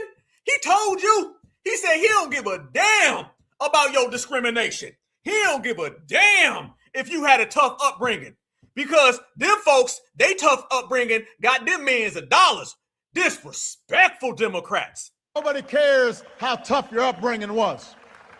Nobody cares if you suffered some discrimination. There's a common fraternity. Damn. And you see why foundational Black Americans ain't rocking with this guy? You see why foundational Black Americans is way on the other side of all these individuals, and we don't give a damn, never will? That is exactly why right there, family. So I broke down categorically how Barack Obama is the precedent, and I'm showing you how the Trump administration is pointing to them as the precedents. Remember this, fam. If Donald Trump is pointing to this as the precedents, then the same precedents we can point to in the court of law. It doesn't go where it's a precedence for them, but it ain't the precedence for us. No, fam. We can follow and do the same exact things that Donald Trump and them are doing. This is why they're afraid, because if this gets set as a precedence, fam, and it's stuck there. And now you got the Anti-Weaponization Act. And we have been having the government weaponized against us. Now, for the eons, we are good to go in terms of making these claims and getting our foundational Black American reparations game fully popping. And that's the difference between us and everybody. And you've seen what Donald Trump was out here doing, and you've seen what Barack Obama's out here doing. Barack Obama was telling us straight to our face, nobody cares if you suffered from some discrimination, but yet he is the gold standard for giving people millions of dollars in settlements based on what? Discrimination. So basically he said, F our discrimination and much love to them. And yeah, I seen those people. Yeah, I already know. Yeah, them are some Siberians. Yeah, but I ain't here to get into the semantics of is them $2 Tontos, $5 Native American. I don't give a F about none of that, family. Give me the goddamn money. If they call them Native Americans and that's what's on paper, that could be there. Who they really are can be for another damn day. I ain't into getting all broke down into the words and terms. Yeah, we know that them are Siberians. We know that them folks is Asian, but I ain't here to do no damn genealogy right now. I'm talking about reparations right now. That's what I'm talking about. You can call them Pluto or Daffy Duck. As far as I'm concerned, F them. I want my money. That's what I'm here for, family. Okay? The genealogy conversation, we had that another day. We're talking money right now. I'm talking about dollar bills. Cash reparations everywhere around me. Cream, get the money. Dollar bill, y'all. F the damn genealogy. Let's talk about this paper stack. And the only genealogy that concerns me right now is the genealogy of foundational Black Americans and all the things that these individuals have done to us and how we gonna go back for every goddamn thing they owe. That's what's important. All the other conversations, we'll have them another goddamn day. All right? That's the thing. When we talking about reparations and all that, I ain't here to talk reparations and loopholes and channels that we can go to go get money. And then people want to, wait now. Technically, that is an African who came from Siberia on the way back from Zimbabwe. He made a short, brief stop in Toronto, Canada. F all of that. That's what TikTok is for, okay? This boardroom and this classroom, this is for breaking things down scholastically, okay, with academia. This is what this is about. So F all the genealogy stuff. I don't give a damn what you call them. You can call them a goddamn double Whopper with cheese. All right. Well, they're going to double Whopper with cheese the hell out my way because I'm focused on the money, eyes on the prize. Absolutely. Cut the damn check. All right. The names and the dates and all that don't matter. The only thing that matter for us is us. They done got their goddamn money. I only need to use them for the precedents. I don't need to break down where they from and how they came here. Only thing I need from them is to point to the precedents that these folks done got all of that. So I can point to my folks getting that based off the same precedents. Call them whatever the hell you want. You can call them a double sofa and a recliner as far as I'm concerned. If it's double sofa, recliner, Siberian, Asian on paper, then I'm going to point to all of that and say, they got the money. Now legally, give me my goddamn money. It's serious business over here, baby. We serious business, fam. We ain't playing no game. And this is what I want my brothers and sisters to focus on. Right now, what we're going to have to do, brothers and sisters, we're going to have to stay completely locked in on what we're doing, and we're going to have to stay completely locked in on getting to the bag. All right? No time for nothing. No time for anything other than serious business and getting money, paper stacks. Now the door is there. We got to go. We got to go. We got to go. We got to get it moving. We got to get it popping like we already are. Basically, do what we doing. Just focus on that damn money. You understand what I'm saying? But here's another thing, family. That's not the only one with the Native Americans or Siberians or whoever the hell's got all this paper. Family, there have been multiple cases with these individuals getting money based on these folks running around here trying to proclaim and pertain to something that really, truly, genuinely belongs to us. And they've been knowing that. This is why all of these tactics that the Democrats have been using against foundational Black Americans, it's all been to keep our eyes off of this. What you're seeing now, fam, is that they've been using this to keep our eyes everywhere other than this situation. This is another thing. They're trying to Donald Trump is boogeyman us so we keep our eyes off the prize. They're trying to Donald Trump is the bad guy so we don't focus on any of this. Let me show you what one of these damn Democratic shields came out and said the other day. Look at this right here, fam. His damn Democratic shield. He said, I would like to hear from Black MAGA, tangibles, no reparations, no vote, FBA, Kamala's grandma is not Black, Democrat plantation, two feathers of the same bird, or whatever they kept saying. I would like to hear from those crowds that were so loud during the elections. And they're talking about Donald Trump and the January 6ers. Fam, do they think that Donald Trump giving these people money is a bad thing for Black Americans? You ain't going Donald Trump is bad your way out of this one. You ain't going Donald Trump is the boogeyman your way out of this one. Y'all see, even when these folks is getting snatched up, even when these folks is losing elections, even when we sitting here talking about reparations, cash payments, they still out here talking about Donald Trump is evil. Y'all need to stay away from Trump. Do they not understand, y'all, that we don't give a damn about January 6ers or insurrectioners or Republicans or Democrats? Do they not understand, fam, the only thing we care about is cash payments? I mean, we done told them, we done showed them, we done broke it down, we done kept it real, we done put it on the line. It's all about money, man. And if you ain't talking money, man, then you ain't talking about us. Y'all can go ahead and stay over there on that Democratic plantation and keep on pointing at Donald Trump. And let me tell you what Black America's going to do. We're going to point straight to the bank, and then we're going to point to that dumpster that you about to call a house. Because y'all all about to be unemployed and socially, racially, and politically homeless. And you can blame Donald Trump for that one. Take it, believe that. Talking about Donald Trump. So, fam, this is good. This is great. This is excellent. What Donald Trump ended up doing by this anti-weaponization fund, which is in conjunction with the judgment fund, based on him trying to get a loophole in a vessel to give reparations to the January 6th insurrectionists, his people, that ended up having unintended consequences in cracking the door for foundational Black Americans. Because if this becomes the precedence that anybody who is ever assaulted or weaponized from the United States government, these people now can go and seek the damages, that truly gives FBA a zone that we can flood. And brothers and sisters are already standing on business, certified time, breaking it all the way down. So we're moving forward in that era. The Democrats now want to come out and talk that talk. We don't give a damn, because here's how we look at it, fam. Y'all see how Donald Trump is doing something for his people? Y'all see that, right? Look how quick he's doing something for his people. Donald Trump done went to the backdoor judgment fund, third party anti-weaponization fund. He done did all this in about a week. Democrats ain't done nothing for Black folks in terms of reparations, tangibles, policies, or benefits in 60 years. So he accomplished more for his people than the Republicans or the Democrats have done for the people who've been voting for them. What does that tell you about these two political parties? This only adds on to the fact and the reasoning why the Democratic establishment is crashing out very fast and we ain't saving them. See, what we're saying right now is this, family. Democrats, y'all wrote policies, y'all sat back, and y'all wrote every policy for illegal immigrants. Let the illegal immigrants come and save you.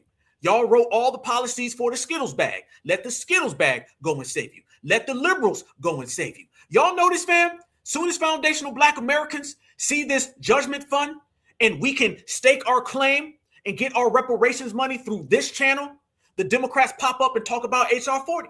The Democrats pop up and talk about Selma. The Democrats pop up and talk about an NAACP boycott for Black American athletes. Notice this, fam. Every time it has something to do with Black Americans getting money, the Democrats run interference. They don't never run interference with anybody else getting money. They don't never run interference with somebody else getting paid. They only run this interference when they see dollar bills coming in our direction. They talking about Selma. They're talking about the NAACP. They're talking about HR 40, but they ain't talking about the judgment and the justice and everything that Black Americans can go ahead and grab out. You notice that, family? That's why we ain't rocking with that political party, because they don't serve us. And notice this as well, y'all. Notice every single time the Democrats need to do something for us, they say that the Republicans blocked it. Black Americans want a ham sandwich. The Republicans blocked it. Black Americans want tangibles. The Republicans blocked it. Black Americans want reparations. The Republicans blocked it. Notice the other party blocked it is an excuse that they only use for us. When was the last time you heard somebody say the Asians wanted something, but the Republicans blocked it? Mexicans wanted something, but the Republicans blocked it. Arabs and Indians wanted something, but the Republicans blocked it. They truly, genuinely have an exclusive excuse that they only use for us. You never hear them talk about another group of people got blocked by the Republicans. It's only us. But do you notice, fam? You never hear the Democrats say that the Republicans are going to get blocked by them. You never hear the Democrats block something the Republicans wanted. Never hear that. It's always the Republicans blocking the Democrats. It's never the Democrats blocking the Republicans. I believe there's a lot of Democrats that want the January 6ers to get those reparations, because that's what it is. There's a lot of them. And if they could give them the reparations without Black Americans taking advantage of the judgment fund, they would give it to them right now. Because when Joe Biden was president, did Joe Biden ever really come down on the January 6ers and the insurrectionists? Did Kamala Harris really come down on them? Did the Democrats really punish the January 6 people? Did they really, fam? The Democrats didn't punish them. You only hear the Democrats talking bad about the January 6ers now. For 5 years, the Democrats didn't say nothing about the insurrectionists. They didn't really say a damn thing. Let's be real, y'all. They were talking more about Donald Trump than they was talking about them insurrectionists that ran in that building. They didn't say nothing at all about the insurrectionists. They skipped over them, hopped over them, and gave them a little patty cake pat on the wrist. They didn't really come after them. Let's be real. If the insurrectionists were so bad to the Democrats, then the Democrats could have used their Department of Justice and put them all in jail. Not 5 of them, not 6 of them, not 4 of them, not 3 of them. They could have put all them people. Fam, you've seen hundreds of people running in them buildings. How come only about 7 of them got punished?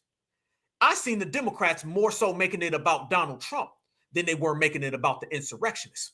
Because if you made it more about the insurrectionists, then you had to make it more about W supremacy. And anytime it's a situation that reflects on them in a negative way, they won't talk about it. How do you know they won't talk about it? It's because when was the last time anybody brought up the person who unalived Charlie Kirk? Do they bring that person up? We sat right here about 4 months ago and told everybody, in about 2 weeks, you won't see that guy's face no more. You don't see him. The Democrats ran cover for the insurrectionists. Yes, they did. Yes, they did. The Democrats ran a lot of cover for the insurrectionists. They didn't really prosecute those people. They didn't really come after them people. They gave them a slap on the wrist. So for now, the Democrats to appear out of nowhere and have all these negative things to say about the insurrectionists, it looks like you're only saying that because you feel if you stop the insurrectionists and you stop Donald Trump's Anti-Weaponization Act, you can stop Black Americans from taking advantage of said law, taking advantage of said fund, taking advantage of said act to where we get paid. You're using the insurrectionists as a proxy to stop Black Americans from taking advantage of that money that's sitting there ready to be taken. Oh, we connected all the dots today, family. That's exactly what the Democrats are doing, and we ain't going for it. See, Donald Trump got something done for his people ASAP. The Democrats don't do nothing for us. So therefore, the Democrats ain't going to get nothing from us. The same time they're telling us don't get NIL money, go out and boycott, go out and vote, Donald Trump is out there saying, here's some money. I done did a slush fund, a sue. Look at all the different things Donald Trump had to do to get all this popping. Democrats ain't done none of that for anybody. And if you don't believe me, that a lot of Democrats, I believe, are completely okay with the insurrectionist. Family, do you remember when the Democrats voted yay for the Charlie Kirk Day? Y'all remember that, family? Y'all remember that the Democrats voted yay for Charlie Kirk Day? Let's not forget about that, fam. Remember all the excuses? Remember well, we had to do it because it is, because of that. There's always an excuse, fam. Look at your screen. The same Hakeem Jeffries who comes out here with a thin and tether hairline, never seen that before. He's the same Hakeem Jeffries that done popped up and voted yay for Charlie Kirk Day. Yeah. So you see when it has something to do with Black Americans getting money, these individuals play dumb as hell. But when it has something to do with them getting their holidays, then it's all fine and dandy. That's how the Democrats have been functioning for a long damn time, y'all. And we see through it. So therefore, we're not rocking with it. Fam, this is a beautiful time to be a certified foundational Black America. See, this is the beautiful thing about us. We certified and we codified. And we're taking advantage of all different elements and aspects of this three-ring circus, fam. We're able to get past everything in a very, very G'd up way. That's how we get down. Let me show y'all something right here. This is a prime example of what I mean. Fam, when I say they in trouble, they in trouble. Look at this right here, fam. Look at your screen. Roland Martin, they came out today and had a whole episode about how Black Americans don't watch anything related to the Democrats, and they get all their information basically from the new Black media. Watch this, family. Erosion, the first sign of not satisfied with what Obama did in the first 4 years. Democrats don't have an economic message. We don't have a message for them to vote. And the reality is 18 to 45, some of the messages that resonate with you and me don't resonate with the brothers between 18 and 45. It's just, one, they live in the biggest disinformation market that we've ever seen in our lives. And two, there's a relationship gap with our politicians that it just doesn't exist. And so they don't see the way that government benefits them, the way that this claim that democracy has benefited them. They don't know what democracy is. So, I think there's a lot of work that we have to do, but that comes from the disinvestment that we don't make into institutions that serve us, Black men, Black women, minority voters, right? There's a late game that we play. And that's where we're getting caught with our hands, our tail between our legs. So you and I saw you, we were in Montgomery.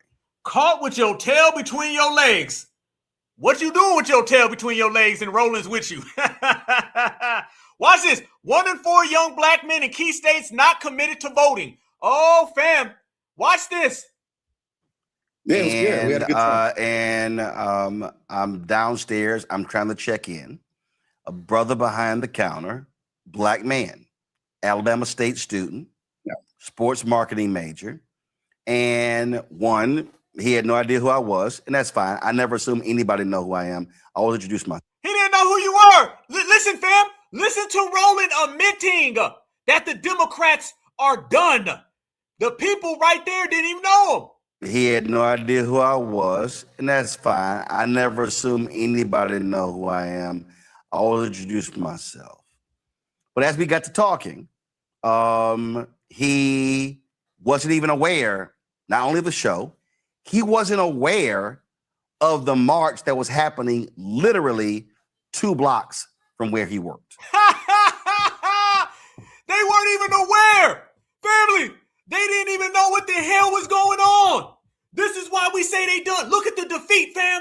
Look at them. They both got their eyes closed and they looking down to their left. What the hell? Look at these defeated folks. They look as defeated as those 2 Miracle Whip women on the news. Look how defeated they look, y'all. Look how down bad, petrified, and terrified. You see, he's admitting right now, fam, this is an admittal that we aren't rocking with them and they have no motion. The Democrats have no motion. It belongs to us. Only one set of people are going to have the traction, family. This is them admitting that the grassroots is whooping that ass up and down the block, y'all. Everybody salute yourself. Stand up. The foundational Black American grassroots has completely crippled the Boule establishment, the Democratic plantation, and everybody else. They're omitting the people didn't even know about the damn Selma March. Didn't we say it flopped? I told everybody it flopped. And now everybody's saying they're admitting it did.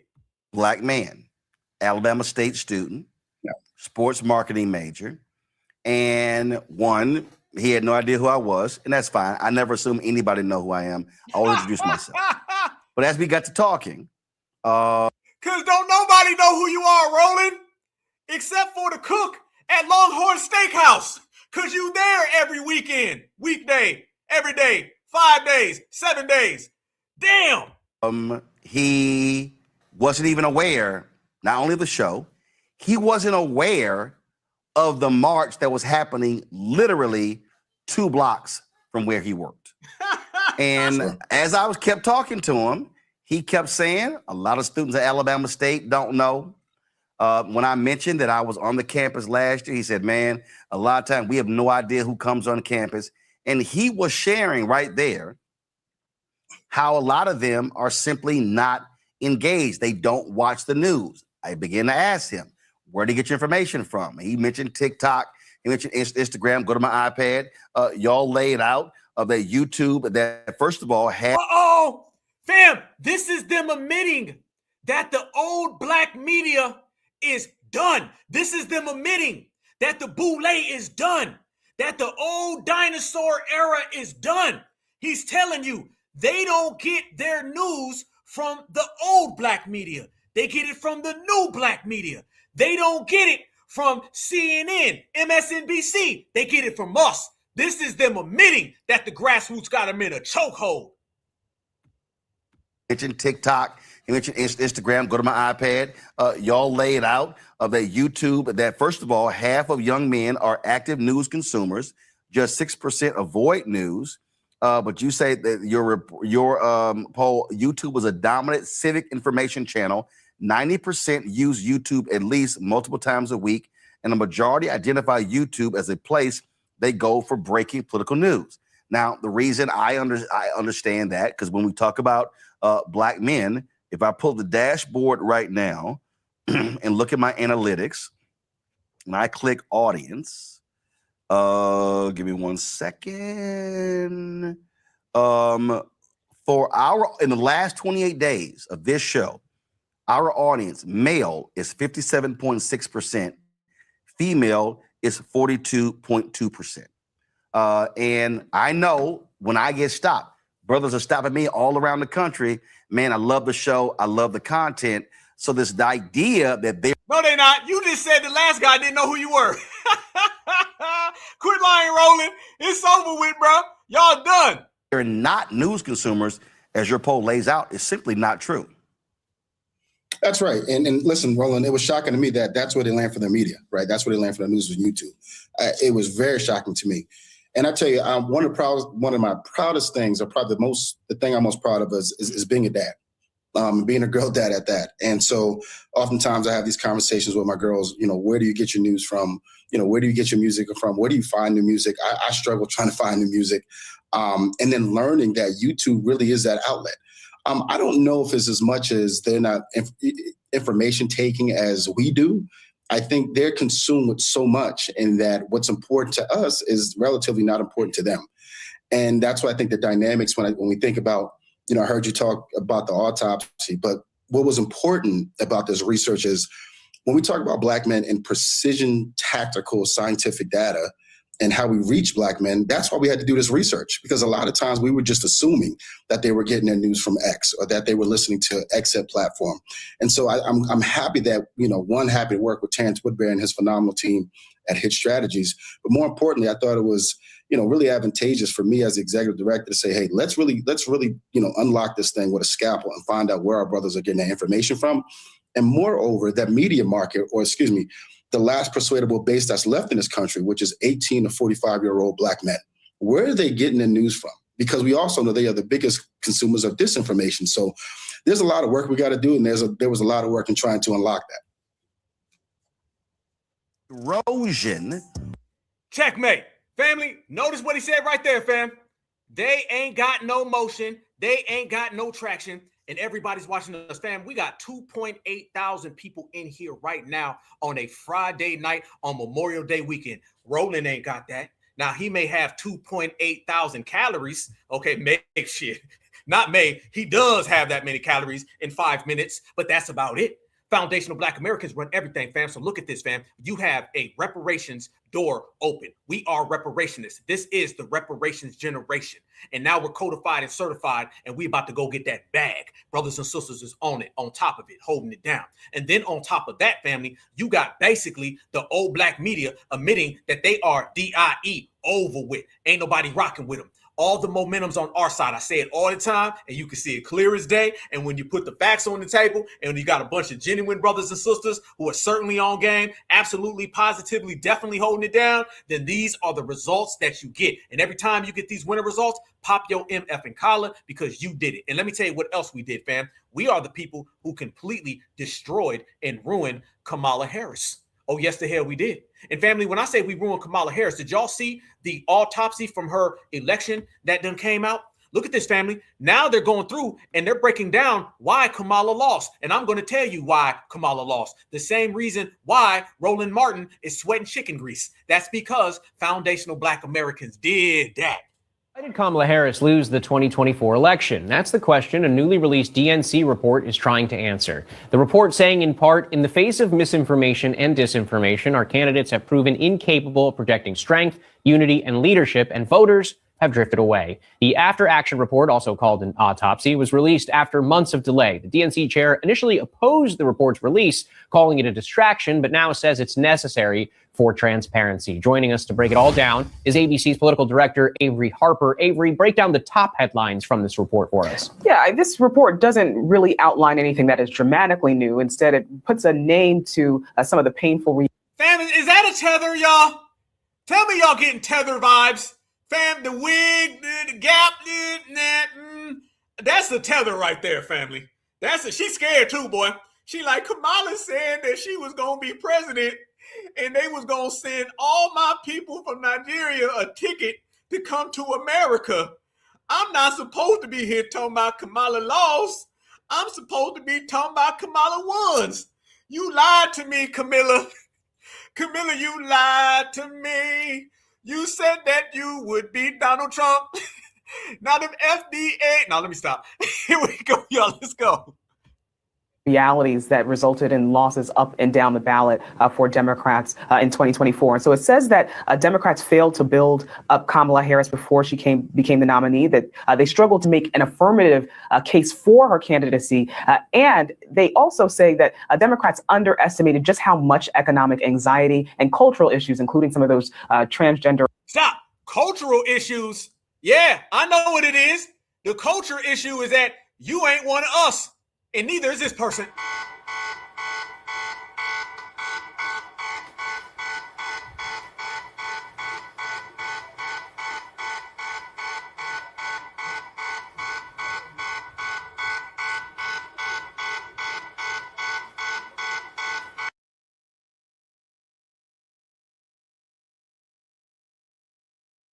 Where's her family from? Or, fam, looking at that person, where's his family from? Another alert.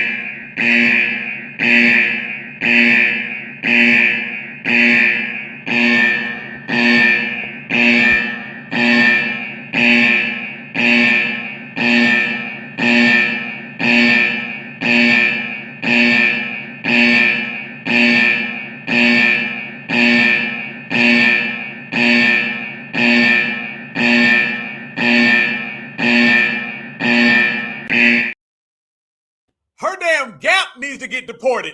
Fam, you got a tether talking about a tether, and we done ruined both of them. Boy, delineation whooping that ass, boy. Or attack ads that we saw in 2024, that really hurt them with key voting blocks. And DNC Chair Ken Martin ran on releasing this report, then changed his mind. So why is it coming out now?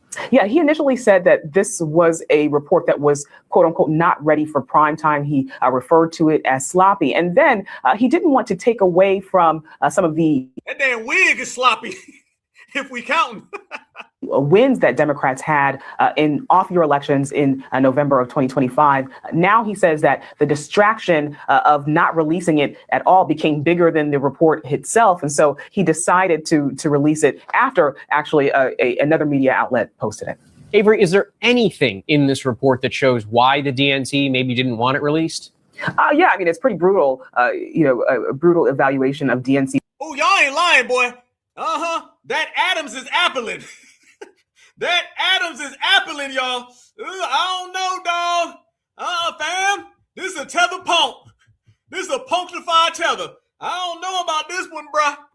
Leadership and those who were around President Biden in the lead up to 2024. It says that Harris wasn't properly prepared for a presidential run, that Democrats relied too heavily on anti-Trump messaging, and that they took key voting blocks for granted. And what does this all mean for the Democratic Party going forward? Are there any Democrats relied too heavily on anti-Trump messaging, and that they took key voting blocks for granted. Key voting blocks for granted. And that they took key voting blocks for granted. Key voter blocks for granted. Who could that be, y'all? That be us. Family, I want everybody to notice and read between the lines that they just told us directly that they getting their ass whooped.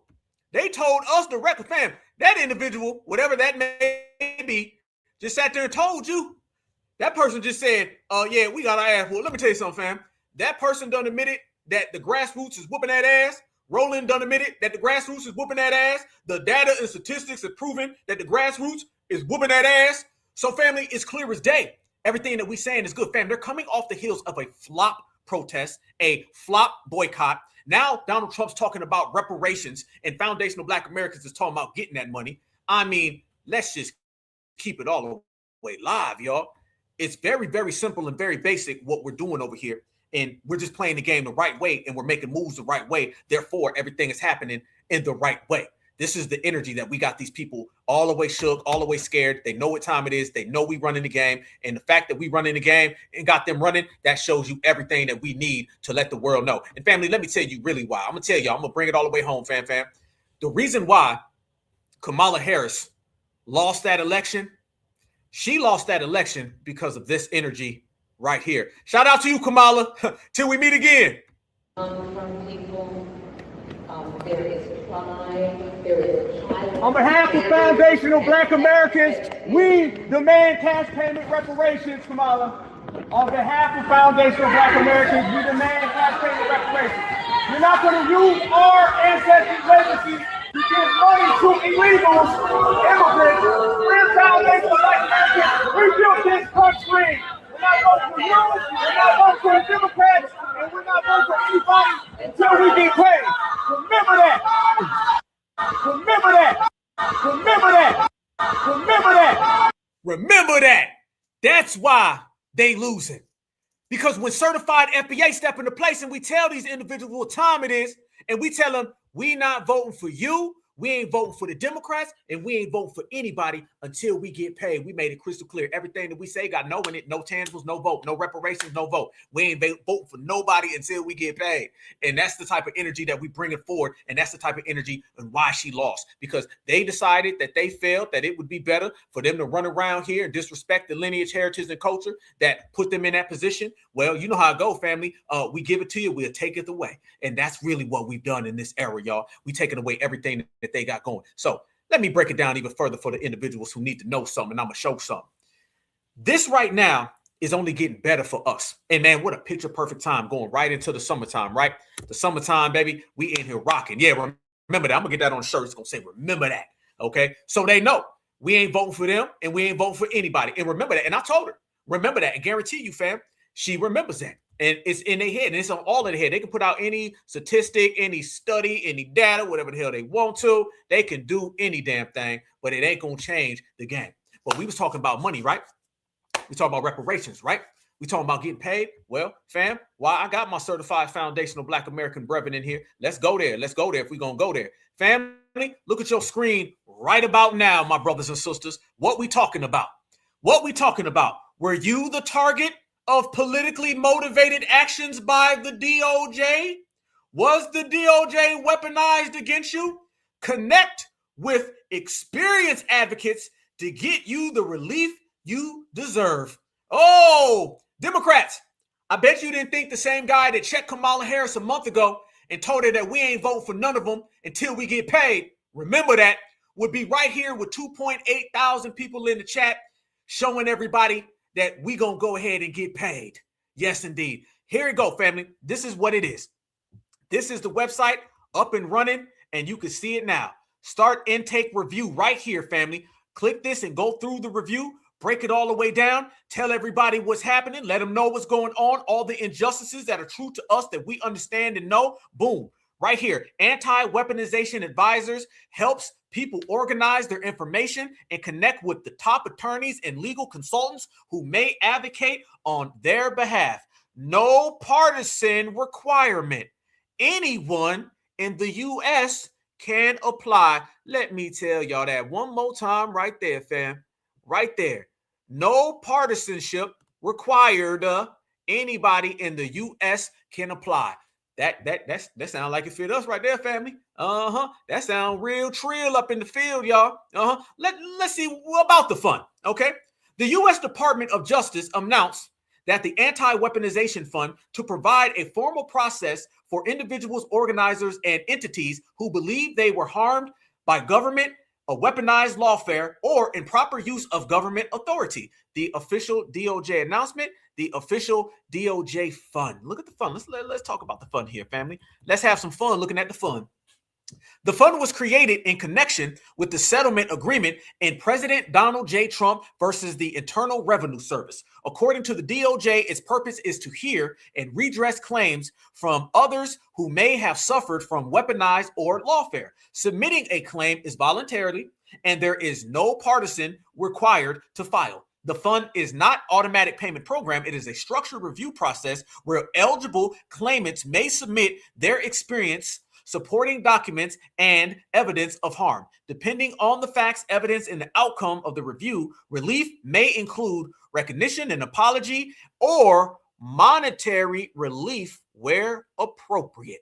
Well, considering our justice claim is wrapped around prejudice and discrimination that has prohibited us from gaining the monetary, then therefore the monetary will be what we choose to seek and what we choose to apply for, family. There they go, there they go, there they go. Claimants should be prepared to explain what happened, when it happened, which government agency or official was involved, and how the action caused harm. Useful supporting documents may include court filings, agency notices, emails, public records, financial records, employment records, media reports, or evidence that supports the claim. We got all that. Potential harms may include financial loss. Yep. Refutable damage. Yep. Business disruption. Yep. Legal expenses. Yep. Professional consequences. Yep. Professional hardship. Double yep.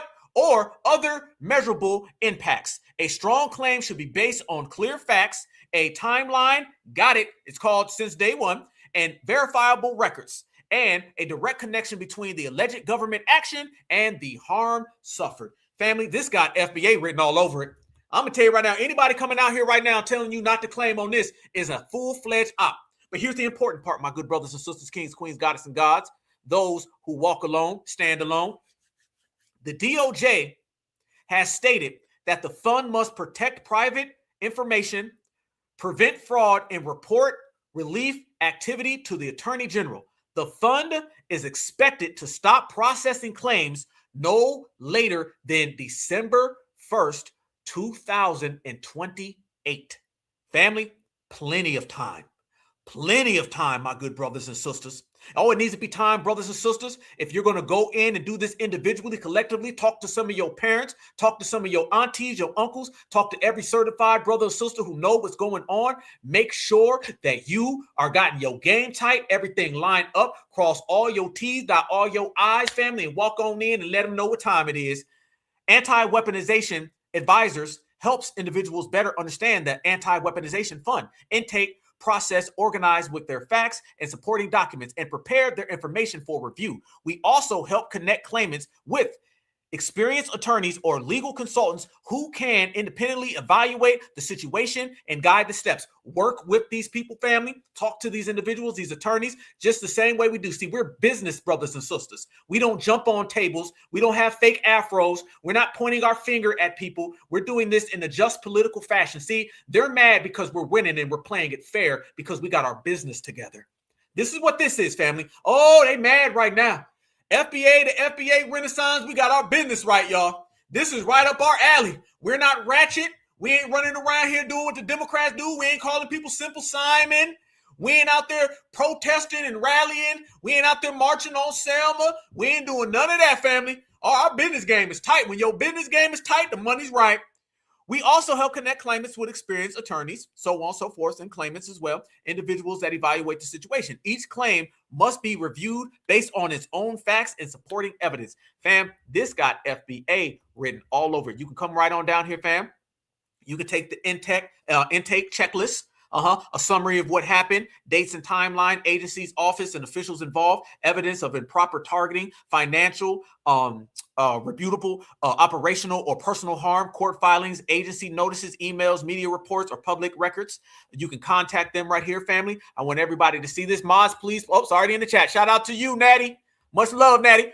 There they go, right then and there, family. Right here, you eligibility. We can go right on down right here, family. Individuals who believe they were improperly targeted, businesses, organizations, people seeking attorney, people seeking help, understanding, fam. Black Alpha, I am the only and the first Black activist who's breaking this down for you guys all to see. Okay, we're breaking this down thoroughly today. I told everybody we was going to get real scholastic. We was going to drop some academic energy up in here today. And this is what we're doing, family. We are all embarking on this history. We've got 2.8 thousand people on here, and I want you guys to all have a beautiful, happy, safe Memorial Day weekend because we built this mother thing, baby. So it's time for us to get our mother money, baby, if you feel me, baby. Let's go. How it works. Tell us what happened. Provide a timeline. Go all the way down the list. Connect with attorneys and legal consultants right there. It's very, very simple website. This is put together very well. Very well. Resources right there. Boom, bam. And this has FBA written all over it, fam. So what do you have here? Where are you targeted? By politically motivated actions by the DOJ. And this right here says reparations, reparations, reparations. And remember, family, you got it coming from both different angles where you can easily get all of that paperwork in, fam. This is beautiful right here. See, what you're seeing now, family, is the things that they try to use as fear-mongering tactics against Black Americans has backfired against them. And foundational Black Americans are there to be the hustlers that we are and to exploit it and to get paid like a real hustler does. The things that they try to use as scare tactics to try to get Black Americans to stay away from it has backfired and blew up in their face. And Black Americans are taking advantage of it. Donald Trump, with the Anti-Weaponization Act and the Judgment Fund, he created a situation in a vessel where he's trying to give reparations to his people and the insurrectionists. The Democrats all of a sudden now have all these bad things to say about the insurrectionists, even though when the Democrats had all of the government, they gave them same people a slap on the wrist. So what it really is that the Democrats are trying to use those people as a proxy to get Black Americans to stay away from this fund that Donald Trump has just implemented, because they understand when Black Americans walk through that door that Donald Trump has cracked open, we gonna kick it down and then we gonna get the bag and then we gonna leave and we gonna count that money. See, family, now it's time for foundational Black Americans to go ahead and get them reparations. We're not going through the Democrats. We're not going through HR 40. We're not going through the con games. What we've done, y'all, we done cut out the middleman. We done cut out the Democratic Party, the Democratic plantation, the Democratic shields. They don't lead the reparations conversation. Not at all. When we had our rally for reparations 1 and 2, Democrats were nowhere to be found. So don't show up now that you see us getting close to that bag. Don't come around now talking about Donald Trump and insurrectionists. You got a Donald Trump and insurrection problem. I don't. I'm too focused on that damn money and we laughing straight to the bank. Foundational Black Americans in the grassroots have always been focused on reparations. So therefore, the fact that we're focused on reparations goes to show you that we're going to get it on our own. And everything is done best on our own. We built this country on our own, didn't we? So we're going to get reparations on our own. Now we're going into an era where every single obstacle and hurdle that the Democrats have put in front of us has been knocked down. and we have removed them from the situation. Now it's about the grassroots handling it. And we got our mind right, our business right. We brothers and sisters, men and women of action. So we going to go to the table and we going to leave with a bag. Because guess what we done did, family? Now we are representing ourselves. I'm always telling everybody it's about the foundational Black American grassroots being an independent base, void of any political representation, void of any democratic shield, void of any con game.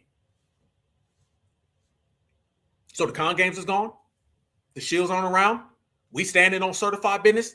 Now it's time to get the money. Remember, y'all, it's all about cream. Cash reparations everywhere around me. Cream get the money, dollar bills, y'all. That's what we doing with it. And we moving real fast, fam. Oh, we in here real deep. This is beautiful, fam. I mean, it just keeps getting more beautiful every damn day. I mean, at this point, they effing themselves up, okay? We waking up every damn day, man. They got this, they got that. Ain't nobody going for nothing. They saying, fam, we done cut out the middleman.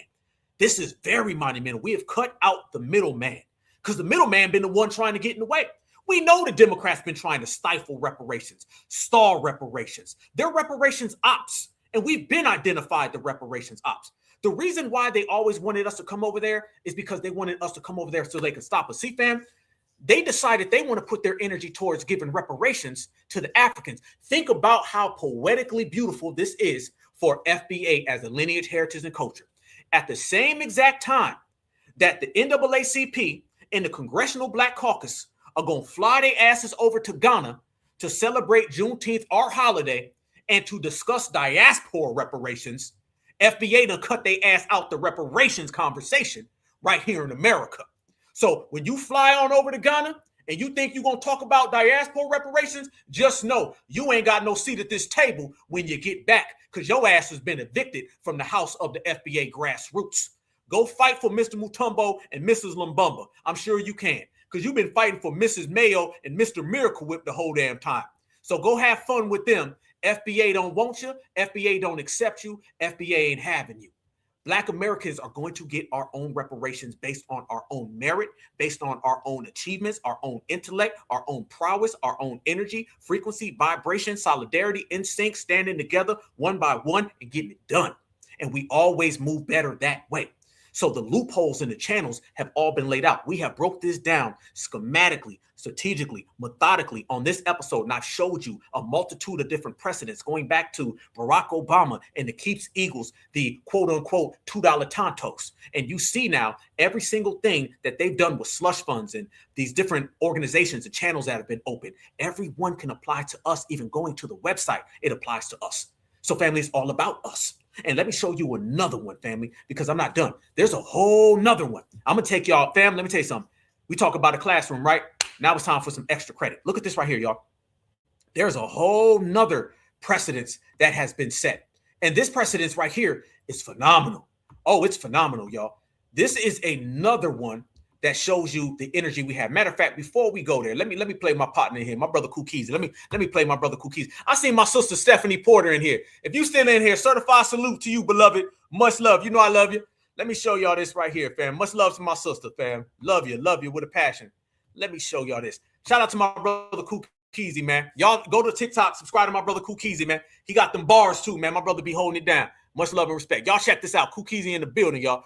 Watch what my brother say. Ain't this A1? Bruh. So here it is. Modern Black political gatekeeping 101. You can talk about racism all day. You can post trauma clips all day. You can repost emotional speeches all day. But the second you ask, cool, what specific policy are Black Americans getting? And man, these people transform like the Power Ranger. All of a sudden, everybody becomes a civil rights historian, a crisis actor, and a Democrat volunteer coordinator, and maybe a part-time FBI negotiator. They be like, no, don't be asking no questions right now. And then they hit you with the, hey, you demanding reparations, that's helping white supremacy. Wait, so demanding that foundational Black Americans get lineage-based reparation is helping white supremacy? But voting forever with no demands attached is liberation? Nigga, what? That's like going to a restaurant for 60 years and paying your bill every time. And then when you ask for your food, the waiter says, "You're divisive. Kick your ass out. I'm called the police. See you next week." At some point, black politics got to grow up past emotional blackmail and spirituals on a bridge somewhere. We are no longer confusing symbolism with results. Woo! Bruh. So here it is. My brother, hey, A1 right there, family. That right there is what the Democrats been pushing for a long time in a nutshell, fam. We ain't got no time for your gestures. We ain't got no time for your games. We ain't got no time for your bullshit. We ain't playing none of them games out here, fam. We out here in these streets really holding it down. You ain't gonna scare us, man. No way in hell. Try that with somebody else. Family, look at this right here, though. Look at this, y'all. Want everybody to see this right here, fam. This is another case that has been going on out there, okay? The 1.4 billion accounting portion, okay? This was paid by the judgment fund. Again, fam, it's not only one. There's been a multitude of these different cases and a multitude of these different situations where these individuals, including Barack Obama, has been out here helping all of these people. Look at this, fam. The Cobell, I can't even pronounce this, Slazar settlement paid through judgment fund or third party. Watch this, fam. This extra credit right here. This ain't even a Keeps Eagle. This is another precedence that we can point to. Fam, we're going to get our paperwork right today. We're going to get our paperwork right, and your brother Black Alpha is going to help everybody get their paperwork right. The Keeps Eagle settlement, and then this Cobell versus Slazar settlement paid through the judgment fund again, or third party. The 3.4 billion Cobell Slazar settlement was unique because it was paid by using a combination of both the judgment fund and a direct custom appropriation by Congress. It was not set up by a third party, nor did it use the judgment fund in a traditional unilateral way, the way that the Trump administration did. Instead, because of the massive size and the legal complexities of the case, it required a hybrid structure where the judgment fund covered one part and Congress explicitly stepped in to authorize the fund the rest of it. Family, this is a whole nother case. Take your notes. So when you go get on the Anti-Weaponization Act and we get together these class action lawsuits and we take advantage of these channels and loopholes, I want you to cite every last one of these cases just like a lawyer would. Fam, we're going to go Johnny Cochran today. Johnny Cochran today. If it don't fit, you must have quit. R.I.P. Johnny.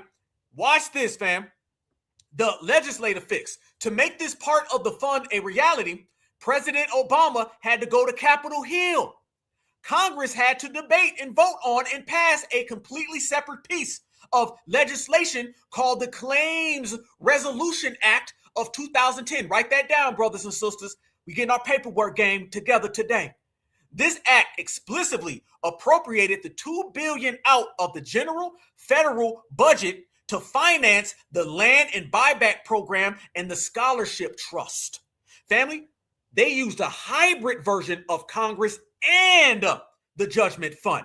This is way deep. So AKA, y'all could have been doing this the whole time with reparations. AKA, this is door number 5 that we can walk through, which makes 6. That's 1, 2, 3, 4, and 5. And then 6 is a hybrid of all 5 of them. We working, baby. The $2 billion land consolidation portion paid via Congress, the remaining $2 billion of the settlement was used to create the Trust Land Consolidation Fund. Write that down as well, which launched the land buyback program for tribal nations and the Cobell Education Scholarship Fund for Native youth. The funding source, the judgment fund, could not legally be used for this $2 billion right here specifically.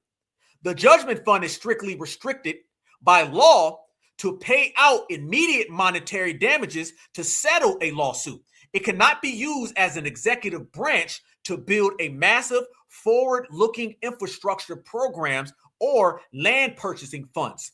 Meaning, my good brothers and sisters, is that The judgment fund put up the money for half, and then Congress put up the money for the other half. So you have the judgment fund and Congress working in unison to get this done. This is another thing that we're going to cite as we go to the table and bring all of our reparations claims to the forefront. And all that was happening while Obama again was saying this. There's a common fraternity creed here at Morehouse. Excuses are tools of the incompetent, used to build bridges to nowhere and monuments of nothingness. Well, we've got no time for excuses. Not because the bitter legacy of slavery and segregation have vanished entirely, they have not. Not because racism and discrimination no longer exist. We know those are still out there. It's just that in today's hyper-connected, hyper-competitive world with millions of young people from China and India and Brazil, many of whom started with a whole lot less than all of you did, all of them entering the global workforce alongside you, nobody is going to give you anything that you have not earned. Nobody cares how tough your upbringing was. Notice, fam, every single group he mentioned are the same exact groups that come over here to America as immigrants. He was telling black folks back then, y'all, that they was gonna come and they was gonna compete with us. Do you see another reason why we have canceled the Democratic Party as we proceed? Nobody cares if you suffered some discrimination. There's a common fraternity creed here at Morehouse. We ain't done, fam. We ain't done. We ain't done. We ain't done. Let's go even further, my family, my good brothers and sisters. Check this out. Here we go. This is more about the Cobell versus Slazar, the strategic lesson for reparations. Watch this, my brothers and sisters. F Obama. That's why his wife is going to leave him, and that's why his boyfriend already left him. All right, check this out. The Cobell proves that the judgment fund can successfully pay descendants directly for generational state-sponsored harm. One more time for your mind, baby. The Cobell proves that the judgment fund can successfully pay descendants directly for the generational state-sponsored harm, aka anti-black discrimination. This right here proves, family, that compensation and monetary funds can be done generationally based on the ancestors and based on the descendants of said ancestors. So when they show up and say, I ain't have nothing to do with that, that was a long time ago. Well, damn it, I ain't have nothing to do with this, but you still paid them. I ain't have nothing to do with they past, but you still paid them. This is why strategically and lawfully we have our paperwork correct and very precise and concise to where we can go literally to the phrase and point it out as a precedence why this applies to reparations. So if you pass all of this with unison and conjunction between the judgment fund and the Congress, then you can do the same exact thing for foundational Black American reparations. As a matter of fact, I'm going to take it a step further. The foundational Black American reparations are even more solidified than this here. So basically, family, we got a stronger claim than they had. So therefore, if these individuals are getting money passed down generationally from state-sponsored harm, nobody has been sponsored by the foundational Black American community more than foundational Black Americans, meaning we sponsor our damn self going through all the pain and suffering that they inflicted upon us. Furthermore, 1.4 billion went to the account holders and their heirs. Whoa, 1.4 billion went to the account holders and their heirs, their children. But Cobell also proves that if you want to create a board, forward-thinking third-party legacy programs like land returns for everybody who says we want our land and educational funds, the traditional legal rule required a cooperative Congress to pass a law. Look at this right here, family. This proves that you can cut the check for the harms done to the ancestors and you can pay the descendants because they've already done it. How about this one? The radical shift of the anti-weaponization fund is that the current DOJ bypassed legislative steps completely by framing the entire $1.776 billion as a compromise settlement. You don't ever hear that type of language, do you, brothers and sisters? When was the last time you heard somebody use the term compromise settlement? And they're using it for a personal suit, let alone a class action collectively. They proved that a sympathetic administration can now build a massive third-party application and a distribution program strictly through the judgment fund without ever asking Congress for permission or a single dollar. We ain't need the Democrats at all. We ain't never need the Democrats at all. This is what I mean, family. And this is why when they tell us, why y'all not gonna vote? Family, if foundational Black Americans decide not to vote and we tell the Democrats, y'all just gonna crash and burn, they gonna have to come to the table and meet us halfway, or we gonna meet them in that alley while their asses is getting thrown in that trash can, because that's gonna be their current place of employment and current place of residency. So basically, they gonna get the hell out the way, and basically, they gonna run that damn check. There it is. There we go. There it is. There we go. But I'm not done, family. I got more for you. Watch this right here, fam. It gets even deeper. It says, you have sharp legal instincts. You goddamn right I do. Cobell and Slazar is widely considered the most powerful and direct precedent. Listen, event. The Cobell and Slazar is widely considered the most powerful and direct precedent that reparations advocates point to when building a case for Black American reparations. Here we go. Here we go. Lock in, lock in, lock in, my friends. This is already a precedence that Black Americans point to. Yes, this is considered the most powerful and direct precedence for reparations that advocates point to when building a case for Black American reparations. While the Keeps Eagle case, which I pointed to earlier, which is another precedence, left behind money for a general nonprofit fund, Cobell did something much closer to the concept of true reparations. It forced the federal government to directly compensate actual heirs and descendants for a century of state-sponsored financial harm. This right here, my good brothers and sisters, created something different than the Keeps Eagle. The Keeps Eagle was basically, they got their fund based on being harmed, and after that, they came up with a pool of money that when those ancestors died, the money stayed there. This right here is a continuous financial monetary benefit that continuously goes on and on and on. You notice with this here, family, nobody has said a cap and nobody has said a date. You ain't heard one person yet say, hey, hold on, wait a minute.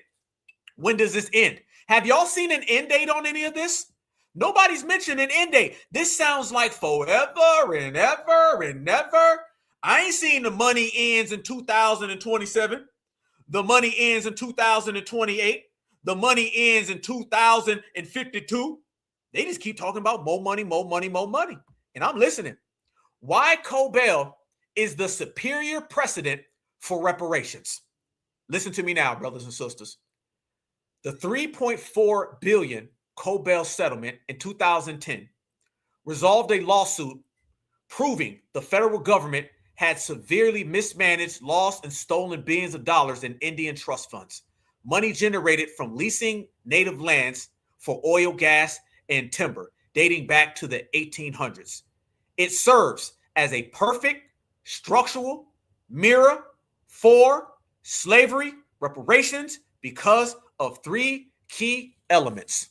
Family, we about to break down those three key elements, and we're going to do it in a very luxurious fashion because every time we step to the plate, we bring our game.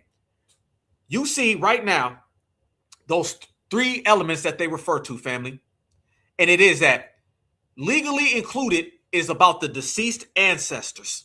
When you start talking about the deceased ancestors, we have the most known, the most underappreciated, undervalued, and disrespected. And our ancestors did far more than any of theirs. Now, I know theirs probably had some cheap liquor and a reservation. That's fine, but that's them. 1, it legally included deceased ancestors and their heirs because the government's theft or wealth had been going on for over a century. The vast majority of the original account owners had long since passed away, just like our ancestors. The Cobell settlement accounted for this by explicitly allowing living descendants and their heirs to claim the money.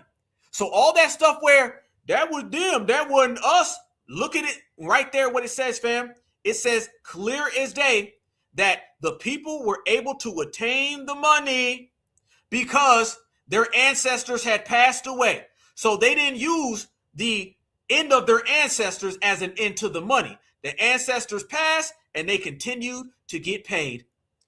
If a Native American can prove via state, federal, or tribal probate records that they were the illegal heir, Freedmen's Bureau, of a deceased account holder, the government cut a direct check to that descendant.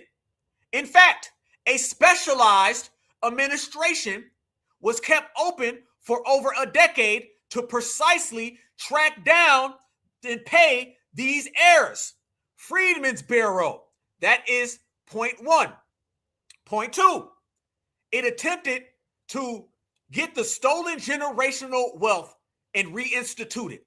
The core philosophy of reparations is that state-sponsored atrocities systematically stripped a group of people of their ability to build and pass down generational wealth. Cobell explicitly recognized this. Part of the settlement, $2 billion, was used by the government to buy back highly fractioned lands that had been split up across generations and return that land directly to tribal communities for communal wealth building. Family, not only did they give these people a direct check, they also went and created institutions and administrations to seek down where they took their losses and help them get it back, whether it was theirs or whether they had to just make something up, aka 40 acres and a mule. You 40 acres and a mule this, you're going to get a big ass bag. Oh, fam, this right here is $1 trillion asset.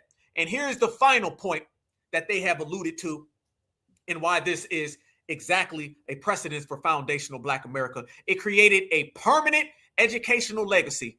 Just like many modern reparations proposals calls for free tuition or specialized endowments, Cobell used a portion of its funds to birth the permanent Cobell Scholarship Fund, which continues to provide high education scholarships for Native youth to this day, aka more money, more money, more money. Back to the original, the strategic lesson for reparations. Cobell proves that the Judgment Fund can successfully pay descendants directly for generational state-sponsored harm. And that directly ties in to certified foundational Black Americans and our reparations claim. Family, is all on the table and it all belongs to us. And it's about damn time that we go back and we get our money, because that's what it's all about. There you go. That is a breakdown of everything strategically. And we put it all on the table, very clear, like Brother Malcolm says, make it plain. And you know, we got some certified foundational Black American brothers and sisters, kings, queens, goddess, and gods that have already connected the dots. We went down the website. We actually on this broadcast showed you the different precedents going all the way back to the Obama administration. And remember, y'all, there ain't nothing that Black Alpha said about those precedents from the Cobell and the Chiefs Eagle or Keeps Eagle, because they cheap. There's no deadline. It's all about money. Everything is about money. Fam, they're not sitting here talking about what they try to give us. Did you see anything in there, fam, about Uber or anything like that? Did you hear anything about Uber? I didn't see nothing about DoorDash. I didn't see nothing about DoorDash. Nobody's talking about it. Everybody was talking about cash. Everybody was talking about payments. Everybody's talking about money. So what you see here, fam, is that reparations is an actual living, breathing entity that they've been trying to come up with every reason to stifle us. I said it before. I said it 5 years ago. There's two types of people: the people who want to stop your reparations or the people who want to stall your reparations. Those who want to stop your reparations are the people who know they can't stall your reparations. And those who want to stall your reparations are people who know they can't stop your reparations. Vice versa and versa vice. But here's the difference. We have identified all of them and got them out the way. Fam, remember when they was putting all the tethers on our reparations panels? How long did that last? What, a week? Got their asses about the paint. The next people that we needed to get out the paint were the Democrats. Consider they ass about the paint. So when you look around, we the last men and women standing. And guess what? This is our claim anyway. See, reparations is our claim. This is our business. This is about our ancestors. This is about our legacy. This is about our family tree. We don't give a damn about nobody else. I don't want to hear no person talking about reparations, how you feel, how you think. F you. This is all about us, foundational Black Americans. So what we're doing now is we're taking full ownership, and we ain't giving a damn what nobody says. I don't care, because let me tell you something. You ain't going to talk about my business. We don't talk about y'all business. See, this thing where anybody can just show up and have an opinion on Black American business, that don't work no damn mo. Not in the reparations generation. No, no, no. It's all about us. If you mention reparations and you ain't a foundational Black American, you better sit your ass down and stay down. So notice, fam, when we have that shift in energy, everything's changed. We had our rally for reparations. I spoke at one of them, family. The first rally for reparations was monumental, and nobody was there to support it. So who we rocking with? We rocking by ourselves, fam. And we always do things by ourselves, and we do it better by ourselves. We don't need nobody. This is the most clear thing. Think about what we put down today, fam. There's not one precedence that Black Alpha has showed you guys tonight that Donald Trump ain't showing the damn Congress right now. It's the same thing, fam. The same exact precedents that I pulled up about Keeps Eagle and Cobell, those are the same exact precedents that Donald Trump and his attorney general are pointing to. So if Donald Trump is pointing at those, then we gonna point at those. It's the same exact legal framework broke down completely to the T. So where therefore we can take advantage of it, fam. No, it's very easy. Very easy. This is what happens with laws. To the T. It's straight direct. Ain't no games. Ain't no flip-flopping all over the damn place. Ain't no excuses. Ain't making nothing up. Foundational Black Americans is standing on certified business. And fam, let me tell you something. They call us the reparations generation for a reason, fam. They call us the reparations generation for a reason. We're going to be the ones who get it all back, y'all. We're going to be the ones who get it all back. It all belongs to us, man. It all belongs to us. Everything belongs to us. This is truly about us, always been about us, and not a damn soul. This is the energy that we're moving forward with. And we getting a lot of people out the paint in the process. So, I mean, you mean to tell me you can get people out the paint and you can break it all down? Damn. And if you notice one thing, fam, everything has been made very plain. Everything's very easy to understand because this is just hidden information. This is information, family, that they were purposely trying to keep away from us. Notice whenever you brought up reparations for these other people, immediately Democrats would go quiet, turn their head, walk out the room, change the subject, misdirect. You can tell when somebody's trying to keep you away from something. And that's what they've been trying to do. They've been trying to keep us away from this. And just like good certifies, we done peel back all the damn layers and we say, bout ain't, bout won't, bout can't. We done went straight to the core, y'all, straight to the core. Every single thing that we broke down. Donald Trump has created a situation where he now is trying to give his people reparations, but it also allows us now to go get ours. And this is why the Democrats are in a full-scale campaign to stop it. That's why even Republicans are upset with him. And let me tell you another thing that they don't ever bring up, y'all. Donald Trump threw this inside of other different laws. See, one thing that they never mention is that they throw in policies for other people inside of different policies, okay? This is how Jackie Chan and Lucy Liu and them got that law, and they threw it inside of another law. And everybody knows this. So what we've seen is that every single thing the Democrats have told us about reparations has been BS. And we calling their ass out for it. All the excuses, all the alibis, all the justifications. Fam, you ain't had to do none of that. You ain't had to jump on one foot, jump over a tall building.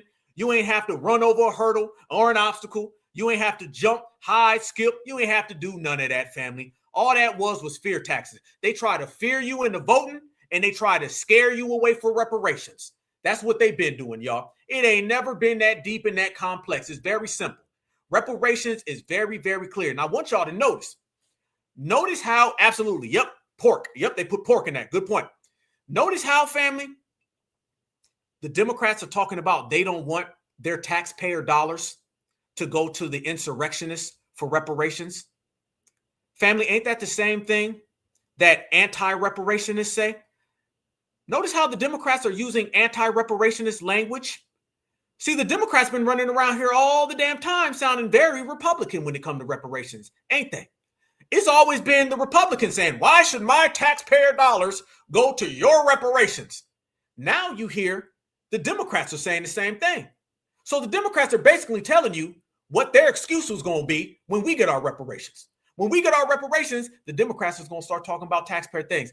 Our taxpayer dollars goes to a lot of things. It goes to Ukraine. It goes to a country out there in the Middle East by the billions. It goes to Africa.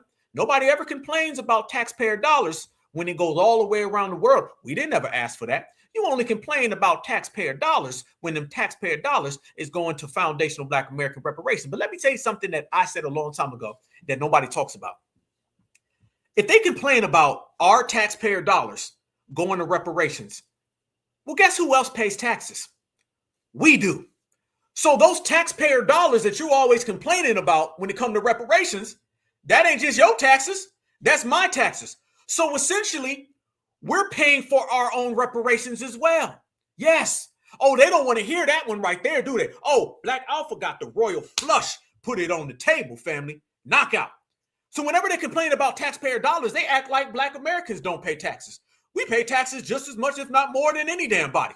So we are contributing to the fund of reparations as well. The Ukraine ain't. Nope. Israel's not. Nope. Africa ain't. Nope. Foreign aid. Nope. So foundational Black Americans, we the only people who are talking about getting reparations by money that we put into the pot. That sounds like a damn good, a very well civility exchange. And that's what we do over here, fam. They don't want no smoke with me, baby. Number one activist for a reason. So our taxpayer dollars are going to our reparations. You can't say that about those other countries. They just get the money and don't say a damn word. That's the difference between us and them. We on a different type of time frame, family. So we can point to that. What about reparations stimulating the economy? So wait a minute, fam. We're Black Americans. We have one of the highest spending rates. Our reparations would stimulate the economy. Checkmate. That's a good thing for America. We're Black Americans. We're taxpayers. Reparations will be paid with taxpayer money as well as other funds. That's a good thing for America. Sounds like there's nothing more patriotic than reparations for Black Americans, because Black Americans are the original Americans and Black Americans have contributed to all of America. So therefore, reparations can come directly to us and it'll make America great again. They don't want that smoke, do they, family? Oh, use their words against them, family. They'll get to running. They'll get to running, y'all. They'll get to running fast. And that's the difference. So I want everybody to notice this as well. Be cautious of the people who are going to say, them ain't reparations. Because I've been hearing a lot of people saying, that ain't really reparations. What it was Trump did a lawsuit. And when he did the lawsuit, he said he didn't want money. So they created a fund. This is really a fund, family. If Donald Trump creates all this with the purpose of giving money to those insurrectionists because allegedly their lives were harmed, that is reparations. That is reparations. See, we're not going to call it a fund. See, because if you call it a fund, when we apply to it, everybody's going to be like, well, that's a fund. You don't deserve that. No. Them is reparations, family. That is reparations. You can call it what you want to call it. You can spin it how you want to spin it, family. That is reparations because he did it with the intent to repair. He did it with the intent to repair people who took losses. So by definition, those are reparations. He just created a vessel to give these people their reparations. So he's given them essentially reparations for being insurrectionists. And what foundational Black Americans is going to do, we're going to get our reparations for being true patriots, real patriots, like built this country patriots. F them. See, that's the thing, family. I don't give a damn about the mumbo jumbo, all the middle words and none of that, fam. It's all about us getting to that bag. It's all about us getting paid. It's all about us getting them dollar bills. And you add all of that up and you bring that all the way back home, then family, that'd be FBA and we'll stand on it. And I'm telling you right now, the next generations will look back on us and say, damn, the very fact that we're having this conversation and we're breaking this down thoroughly and we in here tonight on Memorial Day weekend, and I got all my beautiful sisters, all my lovely brothers in here, fam. That right there is more than what people were doing in the past. And that's way more than what they want us to do. Nobody wants Black Americans to ever get reparations because they know we'll flip this thing upside down. Family, let me tell you something. They want to talk about reparations. I said this a long time ago. Let me say this again. I ain't said this in a long time, y'all. They're not worried about 50 million of us getting reparations. No. They're worried with about 10,000 of us getting reparations because they understand we do more with less. 10,000 Black Americans with reparations, it'll feel like 10 billion people with reparations. Oh, see, we not the African diaspora. We don't do less with more. We do more with less. You go ahead and give foundational Black Americans, give 5,000 of us reparations. That 5,000 is going to create institutions. They're going to create avenues and channels for the other 50 million to come up because we hold each other down. It ain't about 50 million of us. See, fam, how 50 million and all this? No. They're worried about 10,000 of us getting reparations because we going to flip it. How you know we'll flip reparations? Because, family, we flipped this country, didn't we? We're the only people on the planet Earth who flipped a country. You want to talk about hustlers? You want to talk about ball players, fam? We flipped a country. Because remember, y'all, we built America through slavery.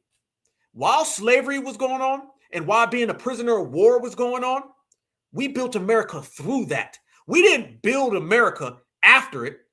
We built America during it. And to be really real with you, fam, really built 3 times. If you break it down to you right here, fam, Black Americans, let me stop that down. There you go. Black Americans built America 3 different times. We built the indigenous America because whether they tell you or not, when they got here, there was a lot of structures already in place. And then we built what is known as the United States of America. And then we rebuilt America through Reconstruction. They really need to be upset and they really need to be mad that they ain't built America one damn time, but we have. And they really need to give it up to America because foundational Black Americans provided the opportunities for these folks to even be here. So nah, they better fall all the way back and they better get all their mind right, fam. We built America 3 different times. They should be worried about whether we come to get 3 damn checks. You better be worried about us coming to get 3 bags. All right, we're going to have 3 damn bags, family. My dog Swag going to get a bag. You dig? Fam, we'll be out here getting paid. They better watch themselves, fam. We built America 3 damn times. Absolutely, fam. We saved it. Absolutely. Saved Cadillac. We built the North. We reconstructed the South, family. This is the second. That was the 3rd time we built America. Fought in every war. Fam, they don't want to go there with us. They don't want to play them games with us, family, because we really are about that life. We really about that life. So let's give a breakdown of everything. And let me show y'all the energy that we have up in here, okay? So what you have, family, is a situation where they have created these different funds and they've created these different acts and these different situations to where they're able to create vessels, okay? All of these vessels are opportunities. Black Americans are opportunists. So therefore, we're taking advantage of all that. They can call it what they want. They can say whatever they want to say, but it all truly, genuinely, family, boils back down to foundational Black Americans on the grand scale. That's what it really is. Because I told everybody, family, this right there, this is where they are, family. They are officially in the find out aspect of all of this. This is no longer the F around, okay? This ain't the F around, family. This is the find out era of this. And the find out is very, very strong. And it hit way different than everything else. This is where they are, my brothers and sisters. This is not about we gonna come together.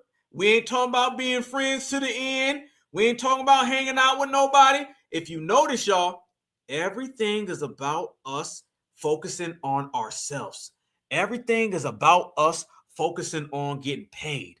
We're taking advantage of everything that they've put on the table, and I'm loving the vibrations. Why? Is because this type of vibe creates a situation to where these individuals know no matter what they say and no matter what they do, foundational Black Americans is going to hold it down. That's the best part about being us. That's the best part about our energy. That's the best part about the vibrations that we have going. It's a beautiful day to be FBA. And when you certify all the time. So check this out, fam.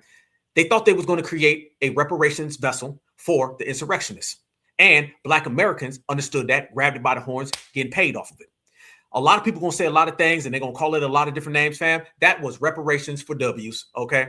But you can't have no reparations in this era without foundational Black Americans being prioritized first. And when I say prioritized first, I'm talking about we make that happen.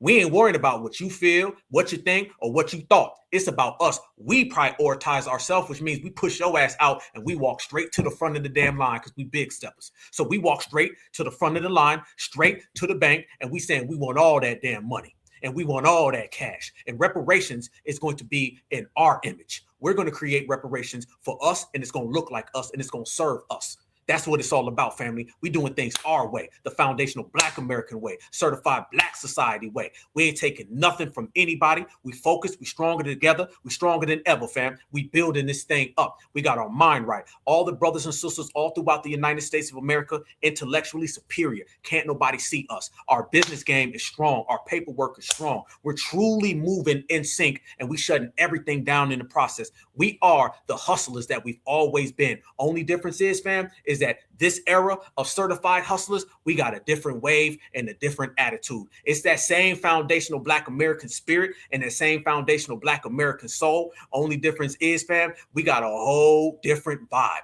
And that vibe is pushing everything out the way, and it's going to be what it's always been. Foundational Black Americans on top of the hill, looking down on everything else, because we number one. That's what it is. So as the brothers and sisters all throughout the nation, we're pulling up to all of these different reparations task force hearings, certified salute. When you seen grandmas pulling up, certified salute. When the babies was pulling up, certified salute. We created an energy and an atmosphere of reparations. And we created an energy and an atmosphere of this regulator tour. And family, this is how you get your reparations and you get your money. You didn't get it by praying and begging and marching. You ain't do none of that, family. Notice, y'all, where we are today, we're there based on doing it completely separate from everybody else. The old way wasn't working, so we got it out the way. And we didn't agree on the old way any damn way. All right? We're standing on business for our ancestors, y'all. I want you to feel that right here, okay? All right, on this Memorial Day weekend, because remember, y'all was foundational Black Americans who created Memorial Day. I want you to feel it right here, all right? I want you to feel that soul. You feel that energy, family? You feel that vibration? This is different, y'all. This is a different time. We the reparation generation, and it's going on in the foundational Black American Renaissance. And our ancestors are watching us right now, and they're very proud. But let me tell you who else is waiting for us. It's the babies who aren't even born yet, fam. And they're going to come into this world, and they're going to have this platform laid out by the work that we've done. That's why I tell everybody we are going down in the veils of history, y'all. And everybody else, the walls are closing in on them. If you've been out here with low vibrational energy, you're going to get your karma, and you will not exist in our presence, and you will get dealt with. If you've been out here hating on us and spiteful and prejudiced and discriminatory, then you're going to get your karma and you will be dealt with. You can go ahead and kick rocks. FBA, though, we've been the ones out here with the moral backbone, with the ethics, with the standards. We've been the ones out here doing all good. And only difference is before, we used to do good for everybody else. Now we're doing good for our goddamn selves. Certified salute to the team, baby. Y'all stay safe all weekend long, family. Have a great Memorial Day weekend. You know I'll be hoping everybody stays blessed up, stays good, stays strong. I love you with a passion. And remember my words, family. It ain't about nobody else. We doing everything by our damn selves. And it feels so lovely, baby. I love y'all with a passion, fam. Another classic broadcast. Everybody sign up. Go get your money, man. And I'm going to see you on top. Hit me up. Email me. We will chop it up. I want to see all the brothers and sisters click up. We'll all meet at the table, at the boardroom. We'll break it down and we'll go get paid, man. It's all about reparations, fam. It's all about us. FBA all damn day. Certified all the damn time. I love y'all with a passion. The livest chat in the world. They hate us because they ain't us, family. And they want to be us, but they can't see us. You know that. So happy Memorial Day weekend. Have a great time with your family. Take care. All your loved ones. I want y'all to turn up. Summer is here now, family. And this is our world. This is our generation. This is our time. In the name of the ancestors and in the name of us, man, I send y'all the greatest certified salute. And I love you with a passion. And always remember, no matter where you go, no matter what you do, no matter where you at, that Black is beautiful. And beautiful is always Black. Peace and love. Peace and love. Peace and love. Free Huey. Certified.